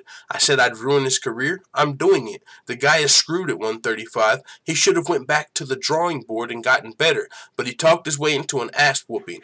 He says, I'm happy. It's not only about him. It's the whole team. The whole team needed a fucking ass whooping. They talked all that crap. They wanted to accuse me of a bunch of bullshit, and that's the game. Karma's a bitch. So he's excited, man. You know, he's all the, and I broke it down. I'll do a quick review here, but check out the video that I'm going to drop right after the stream. But lost his belt via split decision, didn't get a rematch, got skipped over twice, finally got the fucking rematch after Cody skipped him, beats Cody, and he has to announce he didn't get a rematch off of a split decision. Now he's got to give this guy a rematch who he just knocked out. I still have to give you a fucking rematch. And, you know, so it was a lot of bullshit. And by the way, not only do I have to give you a rematch, through this entire fucking fight camp, you guys have been accusing me of bullshit. I'm talking about heavy shit. PED accusations, accusing him of ruining a teammate's career, throwing his name in the mud. I'm talking defamation of motherfucking character. That type of shit. Come in, and it's like, and I gotta give him a fucking rematch after this shit? You know, so now he won the rematch, and it's like, fuck these guys. And by the way, this wasn't even Cody's beef to start with. This was fucking Alpha Male that brought this upon him. But he talked his way into this rematch, talked his way into this ass whooping, and and here we are today. Good luck. Where you gonna go? Maybe flyweight? Test out flyweight. By the way, I'm coming to fight for that belt first. I'm just feeling pretty good to be TJ Dillashaw after winning that rematch. He got put in a couple precarious situations there. But as far as the fight with Henry Cejudo, now, yo, I think TJ Dillashaw might be on the UFC's no-love list. Kind of like Stipe Miocic. Maybe it's because he's not super vibrant and selling fights, and he's don't got fucking tattoos all over his neck. But they don't fuck with him like that, bro. I just broke down everything he had to go through, right? If he was someone they were pushing, he would already had his title shot back. Cody Garbrandt beat one top 5 ranked fighter and got to skip TJ Dillashaw. Why? He hadn't put in half the work as TJ Dillashaw, but he got the title shot over TJ. Then Cody got the rematch. So they're making TJ wait for a title shot, and then they made him rematch Cody, and now they're talking about letting Cejudo challenge for his belt. He's like, what the fuck? No, I'm fighting for his belt. Because if Cejudo fights TJ and TJ wins, he's got an excuse. Oh, I went up to a new weight class and challenged myself. Okay, blah, blah, blah. Cejudo back down to 125. He got an excuse. So, and by the way, TJ, if anyone deserves the opportunity of fighting for a second belt out of Cejudo and TJ, it's TJ. Cejudo just won his belt and he barely won it. It was a really close fight with DJ, and he already lost the first fight. He barely won. He don't got no damn legacy yet in MMA. Yeah, he's got an Olympic gold medal, which is part of the reason he has his gold belt, because that helped him get to where he is now. But in MMA, he ain't even defended his belt yet. He ain't even rematched Demetrius yet. So why is he fighting for a second title? Instead of the two-time champion, now TJ Dillashaw, who's already went through all this fucking baby back bagel biting bullshit. He should get the, he said he can make 125. And until he proves otherwise, let him go fight for that belt. But Dana White recently came out and said, no, I think Cejudo's actually moving up and fighting Dillashaw. So they might be on that shit again. It ain't Dillashaw's way. Trying to do whatever's best they feel is best for them or whatever. Maybe Cejudo's more marketable. He has said he's willing to talk trash. He has said he's willing to embrace the bad guy or talk shit or whatever he needs to do to sell a fight. He's an Olympic gold medalist. He's younger. So maybe they want, Cejudo to get the opportunity. But if you're Dillashaw, it's some more of the same old bullshit. He's kind of getting disrespected, you could say, kind of like how Stipe feels disrespected a lot of the time by the UFC. Like I said, it's not Daniel Cormier scared. Like, you got to think.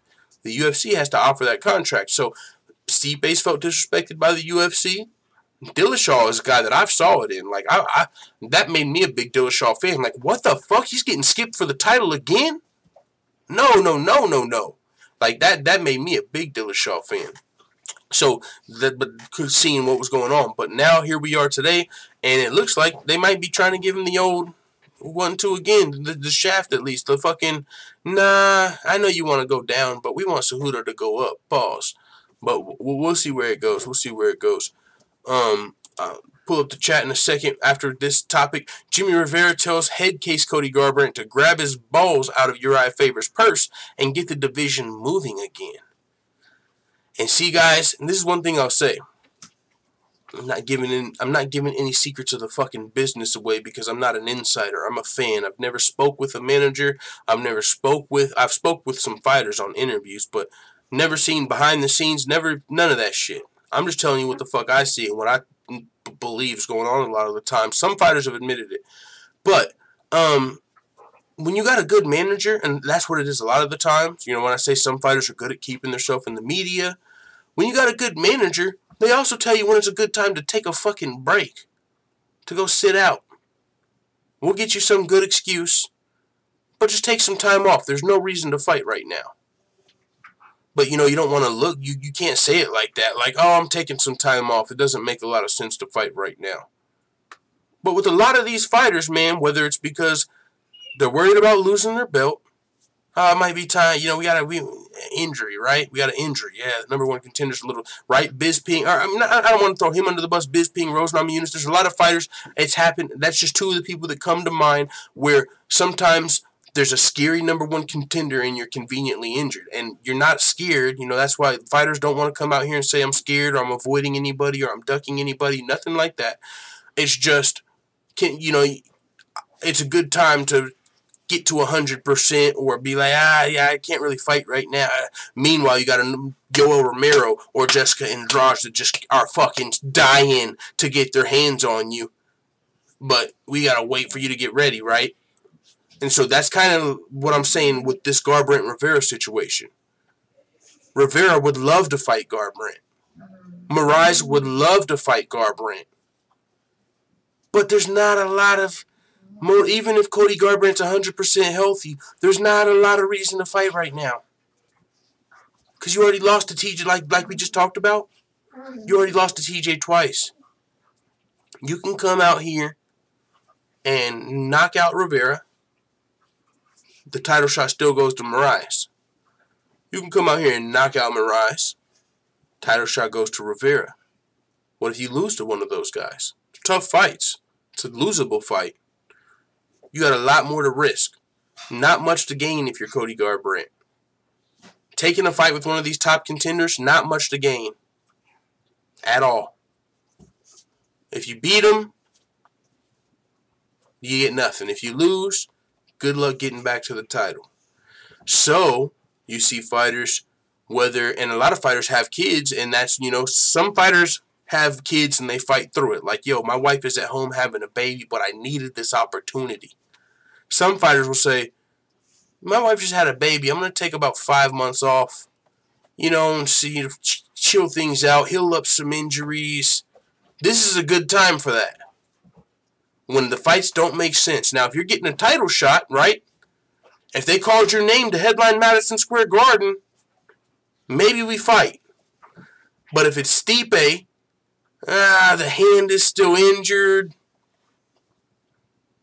You know, And so, what I'm saying is, Garbrandt, I believe, is on a vacation right now. We've seen him on radio silent, on social media, getting his shit together. And so all I'm saying is it's fucking, I don't think Rivera is going to get the Garbrandt fight unless he gets a big incentive or he just gets the itch to fight. And you really got to get the itch to really come back and fight for not much incentive. That's a high-risk, low-reward situation. And so what I'm saying also, why I brought up a manager, is if I'm your manager, fighting Rivera is a high-risk, low-reward. You've got a manager to help you make the right decisions. As a fighter, you might say, I want to fight him. He's talking shit. He just told me to get my balls out of Uriah's purse. I want to fight him. I want to fight. He's talking shit. Rawr. I just want to fight him. Your manager's like, listen. How about instead you just take some time off, right? Some time off, vacation. Don't that sound nice? And this doesn't make much sense. And check this out. What if on your vacation, Dillashaw loses his title? That happens a lot of the time, right? What if Jessica Andrade loses while Rose is healing up? Well, whew. You know what I'm saying? Any situation. What if Yoel Romero lost while we never seen that fight? But in any of these situations, for Stipe Miocic, what if Cormier loses the title? That's good for you. Well, actually, it's just a rematch. You haven't lost twice yet, so either way, you can get the rematch. But that's what I'm saying. If Cody Garbrandt takes some time off, it opens up the division. It opens up his path back to the title, possibly. Now, if TJ remains the champion, and no, Joanna Jacek, that's a really good example. Joanna Jacek. If Joanna Jacek, and she was taking some time off. She was ready to take time off until this Valentina opportunity came. She was ready to take some time off. She was going to take a break. You know why? Because what are you going to do? You can't fight Rose again. But now that I'm getting to fight Valentina and it's for a title, I'm back. But if you were just calling me to fucking fight a #1 contender after Tisha Torres, nah, I'm good on that. It's not really doing much for me. It's not the same pay. But if Joanna takes a vacation, what if Jessica Andrade beats Rose? Now you've got a title shot. Now it's time to end your vacation. Because now you can fight for the title. Rose ain't the champion no more. So unless she gets an immediate rematch, you see Joanna versus Andrade. So she takes a vacation until Rose loses the belt, she's good. If Cody takes a vacation until Dillashaw loses the belt, he can fight for a title instead of having to fucking fight Rivera and then Mirage and just killer after killer. Sometimes it's better to take a vacation. And it happens a lot. You know, and that's not no inside information. Like I said, I don't fucking know no managers or nothing like that. It's just, as someone that went to school, and looks at business, and I've always been a fan of management and sports management and shit like that, I've seen, across multiple sports. I mean, you know what I'm saying? I just see that shit going on, and it makes a lot of sense. It's smart. Darren Till, he was down to fight Kamaru Usman. Now, if I'm your manager, listen, I know you're a fucking badass. You're a gorilla. Woof, woof, woof. Fucking, you know what I'm saying? Eat a customary booger because you're his manager and you're letting him know you got his back. Fucking, I get it. You're a gorilla, Darren. And you want to fuck Usman up. He thinks you're scared? I know you just want to go whoop his ass because I know you're not scared of Usman, and you know you're not scared of Usman. But I'll tell you this, Darren, it's a risky fight, and I've been talking with the UFC, and they got big plans for you, homie. So as much as Usman's calling you out, check this out. We're working on Wonder Boy. We're working on Wonder Boy, dog. We might be able to get Wonder Boy. So just chill on the Usman. I know you want to fight him. But if I'm your manager, Wonder Boy is the way bigger fight, closer to the title. So that's where your team comes in. And I think that's the same thing with Cody. And that's why I think Rivera can make these guys. What Rivera had to say is pretty funny. I'm not going to lie. As a fan of trash talk, it was pretty funny. But I don't think it's going to help him get this fight with Garbrandt. Now, maybe this is your best shot, though. What do? Do you just sit back and say, well, he's not going to fight me? You got to try and convince him to fight you. You got to try and convince Cody to say, you know what, manager? Fuck that. Fuck making business sense. I want to take this motherfucker's head off his shoulders. You got to try and convince him to go against his manager's best wishes, right? I believe Cody Garbrandt's manager is Ali Abdelaziz, if I'm not mistaken. You got to convince Cody to say, you know what, Ali, fuck that. Fuck vacation. Fuck waiting on TJ to lose. Garbrandt's been talking shit. Not about me. He just said Urijah Faber wears a fucking purse. And he said, my balls are in it. Fuck that, I'm fighting. You know, so maybe you can move someone to fight you. My dog's, speaking of fighting. Maybe you can motivate someone to fight you against the smartest decisions. And maybe that's what Jimmie Rivera is doing here. But like I said, it's pretty funny. Jimmie Rivera speaking on Twitter, he said, Cody No Love is such a head case. After he's finished rehabbing his ego from that loss, he should go grab his balls out of Urijah Faber's purse and get this fucking division moving again. Now, with that being said, who's Marlon Moraes fighting? Right? We got 3 top contenders without Cody. Even if Cody is on vacation like we might believe. Which I believe his managers pointed out he might be taking a little time off. Even if that is the case, you got Moraes, you got a Sunsao, right? Or did he lose to Ewell? No, that was Barral. You got Moraes, you got a Sunsao, and you got Rivera. Unless Moraes and a Sunsao are already booked, I mean, 2 of you motherfuckers can get to fighting, get to tangoing. Ain't no need to call out Cody. You know what I'm saying? 2 of y'all can get to going. Call out someone that's active. Call out Moraes or call out a Sunsao. And whoever wins that fight is making their case for that title shot. Now, what you do when you fight Cody is you get to eliminate him. Because, well, this is what happens a lot of the time. If you're Jimmie Rivera, if you're Marlon Moraes, and you take a fight with someone that's not Cody Garbrandt, look. This is what happens a lot of the time in fucking politics of the sport, and this is where people get fucked over a lot of the time. Let's say you're Jimmie Rivera, and you fight Marlon Moraes and you beat him, and then TJ Dillashaw loses the belt. Boom, boom, boom, here comes Cody Garbrandt back off of vacation. Hey, I'm the former champion, fuck that, I'm coming to get my belt back, doo-doo-doo-doo-doo. And so now, even though you just beat a top contender, you got this former champion who wants a title fight, who's got way more Twitter followers than you because he was already a former champion. He's got tattoos on his fucking neck. Everybody likes him. And by politics, now that TJ's not the champion anymore, Cody's going to skip you for the title. And so that's why you want to try and fight Cody so you can make sure that don't happen.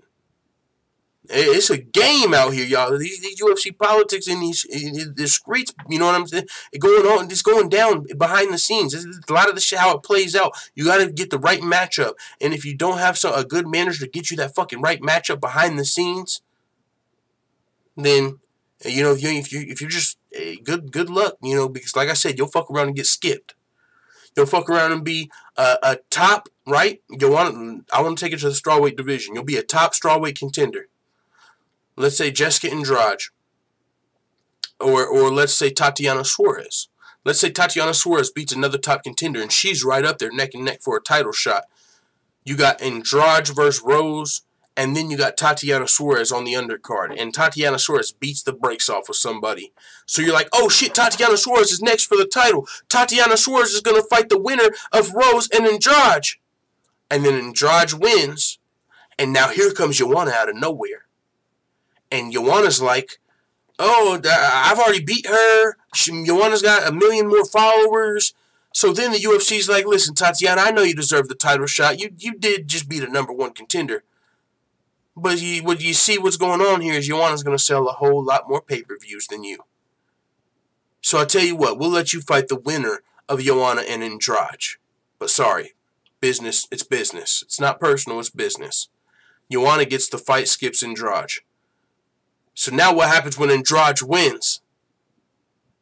We got a fucking trilogy. Now Tatiana's got to wait again. Meanwhile, she's beating the #1 contenders, but because of politics, she didn't get that title fight. And then what happens if she loses the very right before the fucking title fight? It's a cold game out here. Then somebody who was a legit #1 contender never got their shot because the title, you know? It's a fucking cold game out here, you know what I'm saying? As far as how it plays out for some of these top contenders, when you're TJ Dillashaw and you're getting skipped over by Cody Garbrandt, what would have happened if TJ Dillashaw would have lost to John Lineker or to a Sunsao or whoever he fought when he was fighting? What if, right, you felt like he deserved a rematch to Dominic Cruz. What if he would have lost? He beat a #1 contender, and then he got skipped by Cody. And then he has to fight Lineker. And then what happens if Lineker beats TJ? Shit on. Don't get that title shot back. Who knows what happens? And that's why it's so hard to become a UFC champion. And when you get it, you got to make the best decision for you. Once you get the champion, once you fucking veer through the fucking politics and you get lucky enough to finally get that opportunity, some guys got to win 11 fights. Some guys got to win 10 fights before the cookie finally crumbles their motherfucking way. Once you finally get that belt, you got to hold on to it. You got to keep that motherfucker. You're getting paid more than you've ever... It was hard to get here. And now you're getting paid more than ever. And now everybody wants it. It's cold out here. So yeah, there's a little bit of what's going on with Garbrandt, Dillashaw, Rivera. Rivera's trying to get Garbrandt out of I don't know if it's officially a vacation, but he's trying to get Garbrandt back in these fighting streets. He's trying to get him in the octagon as soon as possible. But like I said, I mean, if I was Cody's manager, I would be advising him to take a break. Because even if you beat Rivera, you don't get, you get a fight check, but I don't think Cody needs fight checks at this point. You know, he fought for the title. He's got money, right? He's not starving. If you're starving, you got to take fights. But if you've got some money, you can take a break until it makes sense. And so I would not be surprised if Cody Garbrandt's manager is telling him the Rivera fight just doesn't make all that much sense right now. Now, of course, it does for Rivera, but not as much for Garbrandt. So with that being said, I was going to pull up, the rankings for that, the bantamweight rankings. So I was just saying, like, even if Cody beats Rivera, well, it doesn't do much for him. Of course, Rivera would want that fight. But, I mean, you got Cruz up here and you got Moraes up here. Now, if Rivera even calls out a Sunsao, right? Even if he beats a Sunsao, it doesn't do a lot for you. Because, oh, by the way, holy shit, you still got Cruz floating around. By the way, you could fight Moraes and a Sunsao and still get skipped by Cruz. Who? What is Cruz doing? He's not just fighting all these guys. Cruz is usually injured. You know, unfortunately, he's been plagued by injuries. But, conveniently, whenever TJ Dillashaw needs an opponent now, Dominic Cruz is back, and what is he saying? He's not saying, rebook me with Jimmie Rivera. Rivera versus Cruz was booked. Dominic Cruz got injured. Now that we're needing an opponent for the title fight, Cruz is saying, hey, TJ, what's up? You need an opponent? I'm the biggest fight. I'm the legacy fight. You want to be the greatest of all time? You got to beat me. He's talking his way into it. So now, not only do you have to deal with the politics of trying to get the fight with Garbrandt or one of these other top 3 guys, you got to worry about what's going on with Cruz, because Cruz could skip any of these guys at bantamweight. A Sunsao, Moraes, Rivera, you can say, make the case for any of them fighting for a title soon. Cruz skips them all. If TJ wants to fight a bantamweight, it's going to be Cruz. And you got all these guys. So that's the politics. You can beat both of those guys, and then boom, Cruz skips you. So yeah, man, that being said, we got a few more to talk about. For the next UFC event, you can see on the left side of the screen is Ozdemir versus Smith. It's going down in 9 days. Not this weekend, but next weekend. And with that being said, the co-main event was going to be Artem Lobov, and it was going to be Artem Lobov versus one of Khabib's teammates. But after the whole brawl at UFC 229, that teammate was removed from this fight, and Michael the Menace Johnson is stepping in to face the GOAT, Artem Lobov. So, with that being said, to my knowledge, I think this is, it's not the end of SBG, but what I'm saying is, they've been having a really bad run lately, SBG. I mean, getting wiped out. McGregor, Gallagher, Sinead Kavanaugh, the female 145-pound fighter, she just lost at Bellator. Like, they're all just getting fucking cleaned up right now. It's bad weeks for SBG. And Artem don't got no good matchup coming up against Michael Johnson. He don't at all. So this could be the last, Lobov, he gets smacked up and SBG, recovers, they chill. Maybe I don't know what they do. They bring in new coaches, a few new coaches. I'm not saying replace everybody, clean house, but something's got to give, because this is going to be, Artem Lobov is like SBG as far as getting a W. He's one of their last chances of getting a win anytime recently. And maybe they got some fighters in an organization none of us know about, right? Like some Ireland organization. Maybe they picked up some amateur wins. But I'm talking about the fighters we know. James Gallagher, Conor McGregor, Sinead Kavanaugh, fucking Artem Lobov. They're losing. And so Artem Lobov, good fucking luck against Michael Johnson. That's going to be a tough fight right there. Michael Johnson could very well win that fight. So we will see what happens. But Michael Johnson stepping in for Zubaira Tukhugov in the co-main event of UFC Moncton. He's going to be stepping in. This is a very winnable fight for Michael Johnson. He needs a win. He's at a new division as well, right? He was at lightweight fighting and losing to a lot of the best lightweights in the world. Got the win over Dustin Poirier. But other than that, man, he was just losing and losing. Cut down to featherweight, and I believe lost his debut to Darren Elkins. But just got a win over Feely, and now he's taking this short notice fight with Lobov. But I got to say this, man. Michael Johnson's the better fighter for sure. Doesn't have quite the legacy of Lobov. But still, Michael Johnson's the better fighter. And also, one thing I'm worried about, though. Like, I don't see Lobov having the skills to win this fight. Anything can happen, I guess, but, it's MMA. It's very unpredictable. But one thing I'm worried about that I will give Artem Lobov in this fight that he has going for him. Michael Johnson is cutting down to 145 on really short notice. He used to fight at 155, changed his lifestyle, diet, everything up to fight at 145. And now he's got to take this 145 fight on short notice, so I'm sure he's going to be focused on this weight cut. But, I guess how much of a training camp does he need to beat Lobov? I don't think he needs necessarily a full combat training camp. Maybe he can just focus on the skills that I think he possesses are probably enough to beat Artem Lobov. Artem Lobov, I believe, is 2-4 in his last 6 UFC fights. One of those wins is over a dude that wasn't even fighting in the UFC, Nate Diaz's homie. You know who I'm talking about too, man. I can't think of it off the top of my... what is his name? He fought it was on the McGregor versus Diaz undercard. I can't even think of his name off the top of my head, but I know who it is. But Lobov, it was one of Diaz's teammates. He just got... Chris Avila, that's who it was. I knew I remember his name. But he wasn't even in the UFC. The only reason they really got booked to fight is because he was one of Diaz's friend, and it was like Team Diaz versus Team McGregor on the undercard. But that's one of Lobov's only wins in the UFC. He's beat one guy other than that. It's going to be tough to beat Michael Johnson. But Michael Johnson's probably going to have a hellish weight cut, so that's going for Artem. But with that being said, guys, before we continue the show, we got about 4 or 5 more things to cover. But I think I'm going to pull up the chat first. Yeah, we're going to pull up the chat and see what we're talking about before we get into this simp segment.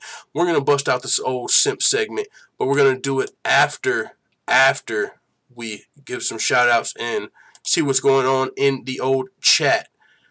Lolita David, it says, Ferguson looks like the serial killer Richard Ramirez, and I swear his eyes were suspect at UFC 229. Hey, you might be on. He had that fucking blood rage in his eyes. He looked like a monster. Yo, I hear what you're saying, but I don't know who that serial killer is. But That's funny. Gary Kendrick Jr. says, when you fight DC, that's life-changing money. He's going to get waxed out.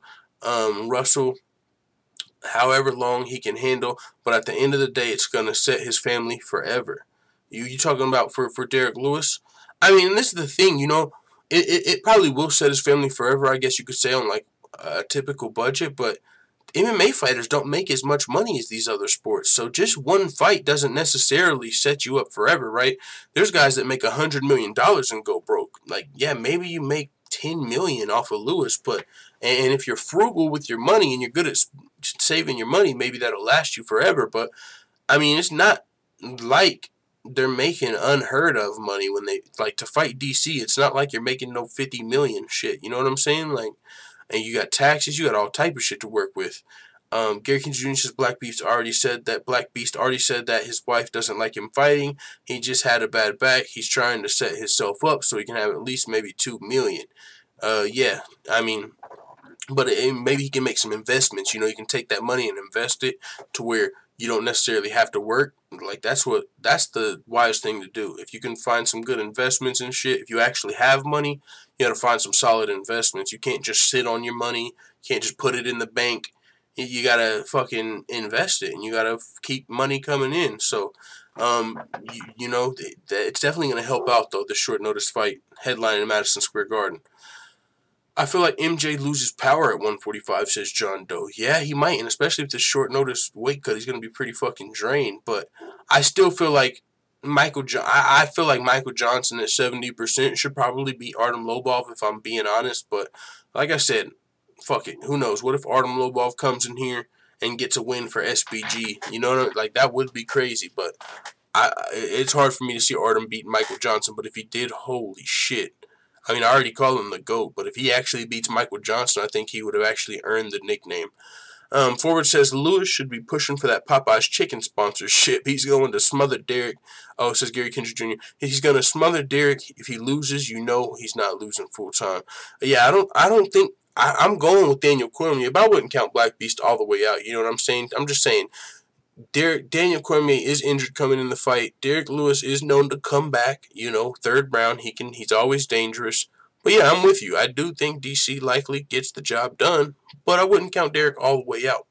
Chris says, I watched DC since Strike Force. Love seeing Black Beast knock him out, but more likely I win the lottery. Yeah, man, it's going to be a tough fight for sure. So with that being said, before we finish the show, we still got a few more things to talk about, like a good 5-6 things, right? We got a lot of news today. We've already been going for about an hour 45, but we got to get this simp segment. You know what I'm saying? Stand up, stretch, wherever you're at, doing what you're doing, motherfucking take a little 30 to 60 second break. And we got a lot of the show coming up is WMMA. Actually, we got a lot of WMMA to talk about. So, speaking of WMMA, y'all know what time it is. It's the simp segment. Simping ain't easy. Never has been. Simping is as hard as ever, right? 2019, simping is not allowed. You can't be, well, yeah, it's like, you can't, you know what I'm saying? You used to be able to, like, fucking hug your coworker. That's a whole nother topic for another day. You can't even fucking hug a coworker. Like, you can't fucking look at a picture. Yo, what's up with all the simp shaming? There's a lot of people that shame, like, you look at a picture and, oh, you're just some fucking dog. Fucking, no, dog, I'm a man. I'm a fucking man. And if you can't appreciate a woman's beauty as a man, I'm just saying, man, it's 2019. It's a hell of a time to be in. Simping ain't easy, full-time family. That's why we made this segment for us MMA fans out there. WMMA fans specifically, by the way. A lot of these girls got fights coming up. You know what I'm saying? Speaking of a fight coming up that we're about to be talking about, actually, it's not involved with Danny Phoenix. But I think next, not actually MMA, but she's getting ready for Halloween. Got the Jason mask. I think this is actually Evan Smith, if I'm not mistaken. I don't know what this says, but I think it says, like, she-devil. She got, like, the fucking upside-down cross right here. Like, is that real? I wonder if that's real. That's probably real. Yeah, she's definitely ready for Halloween with all that. But no. I think it's coming up. Nope, not Paige Van Zandt. We can't talk about her upcoming fight, though. Paige Van Zandt likely fighting Rachel Ostovich. You guys know what I thought about? This is a fight that would sell. How competitive would it be? I don't know, but it would be competitive, I guess. They're pretty even leveled. Paige Van Zandt versus Mackenzie Dern. Is it for a fucking title? You know what I'm saying? No. Is it for a number one contender? No. But it's a fight that people would tune in to see. Paige Van Zandt versus Mackenzie Dern. I'm just saying, that sounds like a fight around the same size. Both of them struggled making 115. Probably small at 125. PVZ versus Dern. Make it happen, Dana. Make the Simps happy. With that being said, UFC 232, Zingano versus Anderson is where we will end the Simp segment. We will end the Simp segment right here, Full-Time Family. Sean O'Malley, and you're watching Full-Time. Without the intro. That's where we will end the Simp segment because we are going to be talking about Megan Anderson fighting Cat Zingano. I know a lot of people are excited about this announcement. Megan Anderson versus Cat Zingano was announced for UFC 232. It's official. Talked about this a little bit at the beginning of the show. Megan Anderson versus Cat Zingano. Winner of this fight very well fights the winner of Cyborg versus Nunes. And shoot, Zingano has a win over Nunes. She can very well win this fight. If Cat, because we seen Megan Anderson just got taken to fucking wrestling school by Holly Holm. She went to work. Took her down. No striking. I know you guys all expected me to whoop her ass. Standing up. Nope. I know she doesn't know how to wrestle. Bink. Took her down. Good luck. Oh, round 2. Bink. Take you down. Just took her down. It looked like she exposed Megan Anderson's wrestling game. Now, with that being said, Cat Zingano, shit, she's probably going to be a better grappler than Megan Anderson, so it's a winnable fight.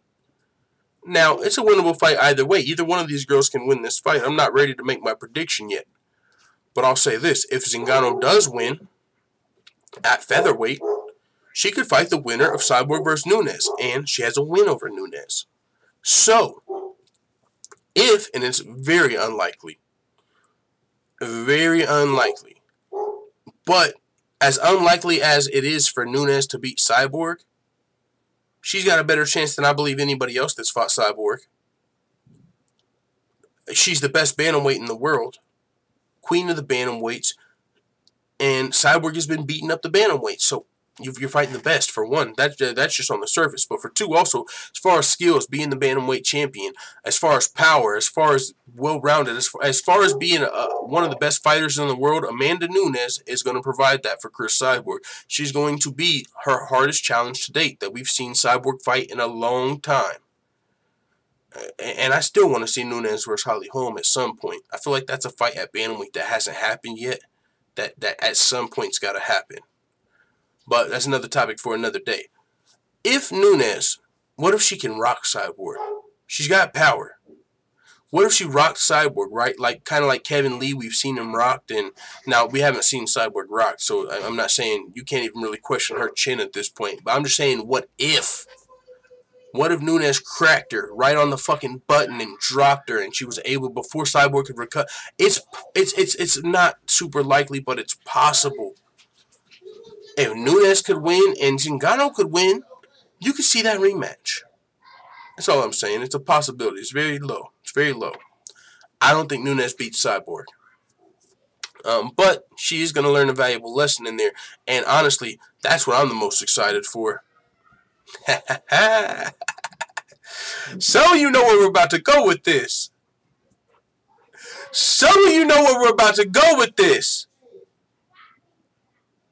Even if Amanda Nunes loses to Cyborg, she's learning. You win or you learn. She's going to be learning. She's learning Cyborg's game. That's the important part. Not for the rematch.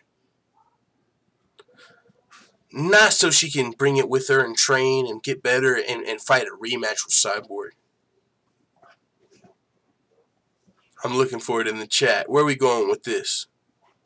Amanda Nunes is going to learn at UFC 232, even if she loses. John Doe. Harrison, it's coming. Even if she loses at UFC 232, which she very likely can, she trains with Kayla Harrison. Future Kayla Harrison is the next best challenge. If Nunes can't beat Cyborg, by the way, Cyborg was in a fucking Bad Baby music video. I almost threw up because I had to listen to the song. This little 14-year-old girl is talking about shooting shit. Oh my, what the fuck? Hard songs, it's crazy. This Juice one I didn't like. The one that Cyborg was in, I watched the video, I didn't like that song. There's one song by Bad Baby that is ridiculous. Clearly she ain't writing this shit. She don't know about shoot. This 14-year-old little girl is making gangster rap, you guys. I don't know if any of you know who Bad Baby is. It's the Cash Me Outside girl. How about that? Dr. Phil disrespected her mom and got called out, talking about Cash Me Outside. You know, she pretty much blew up from disrespecting her mom. Now she's a gangster fucking rapper, 15 years old. Talking about shooting. Oh, Lord, it's crazy. But she's got this song, though. Gucci Flip Flops is one of the hardest songs I've heard. And I don't even know when it came out, last year, this year. I heard that motherfucker a couple times. Gucci Flip Flops, fuck it, hit your bitch in my socks. Turn this shit up a notch. Like, ooh, that shit is hard. That shit is slapping. Banging. Chris, I didn't expect to see Cyborg in the video, but Cyborg's moving up out here. She's promoting herself.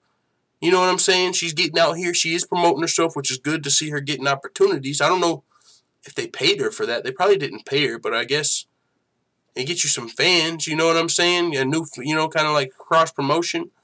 But YG was in the song. Some of you might not know who that is. It was like Bad Baby and YG. The song called Juice. I don't know. But that was a side note because she's going to be fighting on this card as well. But with that being said, Meegan Anderson versus Kat Zingano going down to 232. Nunes versus Cyborg going down 232. Back to the point. Harrison. Let's go back to the point. Even if Amanda Nunes loses to Chris Cyborg, she's learning. And her teammate is Kayla Harrison. A lot of you know who Kayla Harrison is. You fucking have to by this point. Come on, if you don't know who Kayla Harrison is, you're not a fan of WMMA. Facts. Because she is not hype. She is not fucking hype. There is no Kayla Hype Job Harrison. And I love the coach. Salute to CSH Combat Sports, the greatest WMMA channel on YouTube. Make sure you subscribe. But we disagree on the Harrison topic. Harrison is not hype. And I'll put it to you like this. Like, I get it. Like, yeah. And I don't even agree with her fucking, like, it's like every interview do we gotta say Cyborg? Every interview? Okay. I get that's your goals. Like, I get that's where you want to be. And if they ask, I guess you got to answer it. But we're talking about Cyborg a lot. Now, I give you that. And I'll even say this. I'm not saying Kayla Harrison is ready for Cyborg today. I'm not even 100% positive she beats her in 2020. I'm just saying if anybody has a chance to beat Cyborg, it's going to be Kayla. It's not going to be anybody else. Nobody else. It ain't going to be no fucking nobody. There ain't no bantamweight. There ain't no Megan Anderson. There ain't no featherweight. There ain't no Jermaine Durandamy. There ain't no fucking nothing. Nobody can beat Cyborg if not Nunes and if not future Kayla Harrison. And by the way, as far as her not being hype, I got to say this to the people that... And I get it. People think like she gets opportunities or whatever because she's blonde or, you might not be jealous of her, but I think people they see the fact that she's blonde and they automatically assume she's getting more opportunities than everybody else. She's a white blonde girl. Oh, that's why people like her. And it can't have nothing to do with the fact that she's got legit skills, a legit skill set that actually when you put it against Chris Cyborg's, it's something we haven't seen yet, and a size that we haven't seen yet. Like, she legitimately presents a completely different matchup and threat to Cyborg we have never saw yet. I'm talking about future Harrison. And then you got to take into consideration, like, people bring up Ronda Rousey a lot of the time when you talk about Kayla Harrison, because she was in judo and they both got medals.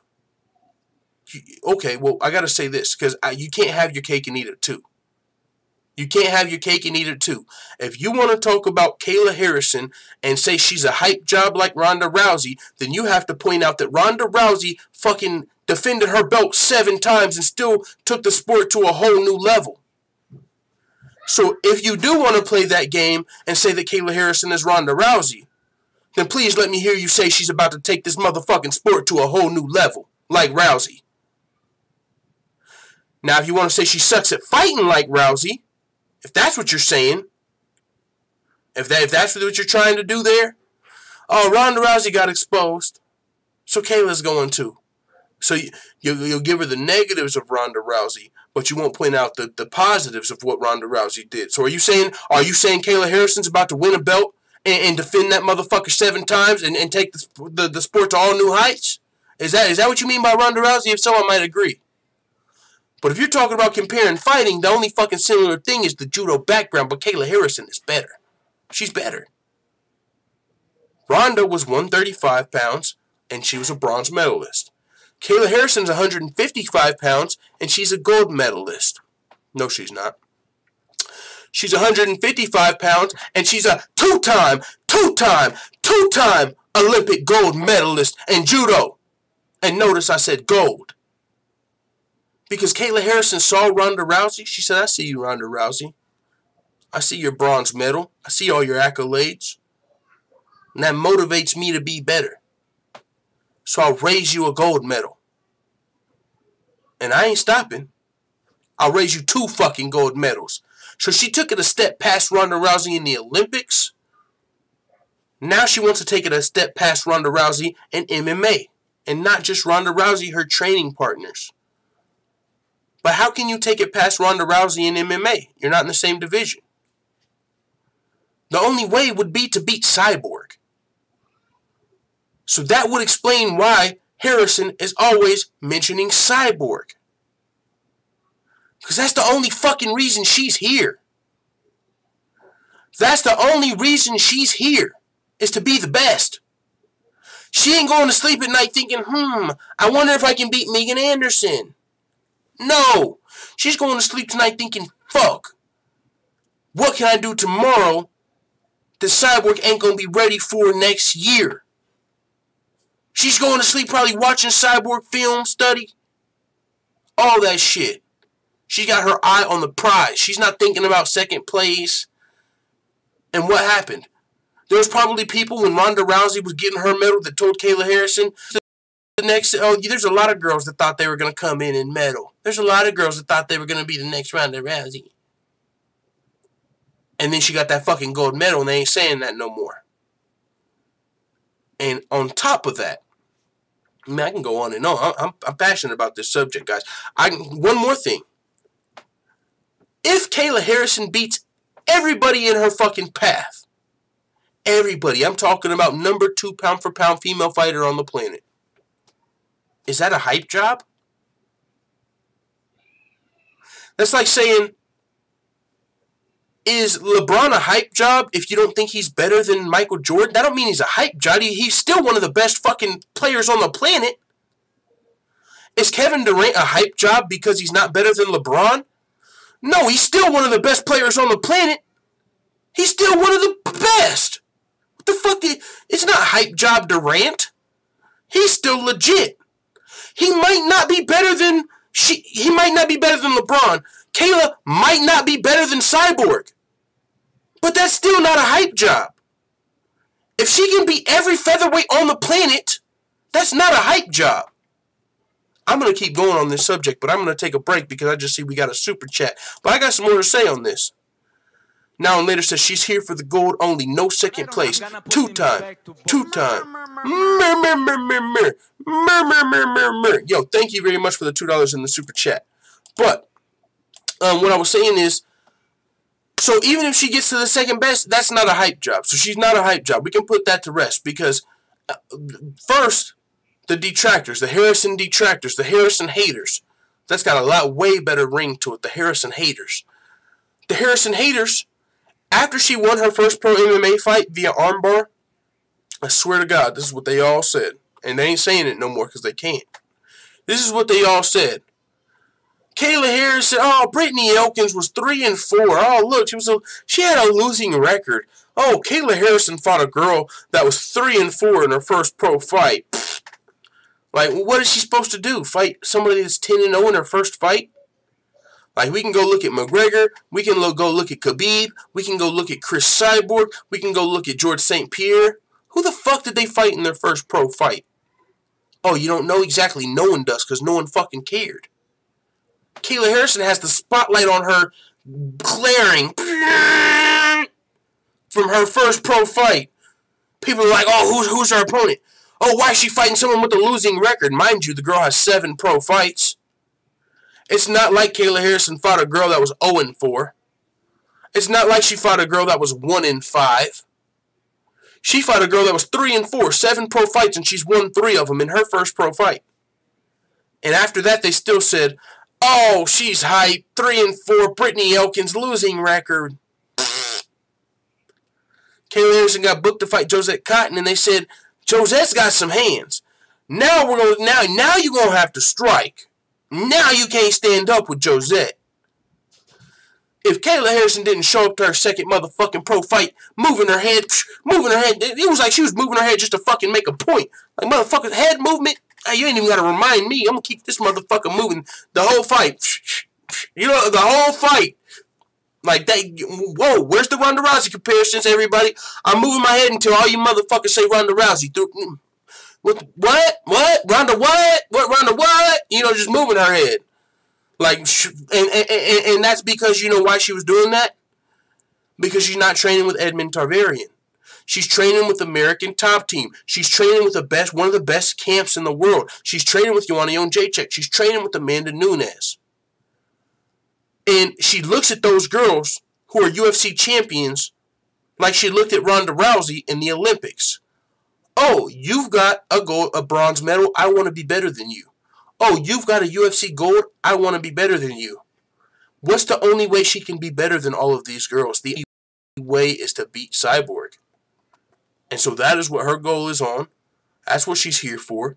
She's going to take her time, and she's going to prepare with one of the best teams in the world. And that's why Amanda Nunes fighting Cyborg, win or lose, is good for the home team. Essentially, long story short, too long don't read, Amanda Nunes is taking one for the home team. I'm going to go in here and get some real life experience with Cyborg. Yeah, I might get my ass whooped, but I'm going to get some real experience with Cyborg, and I'm going to fucking transfer that shit into Kayla. And Kayla's coming for your ass in 2020. And that would have been a good way to end the show, guys, because I feel like that was necessary. But we got a few more things to talk about. So let's do it real quick, you guys.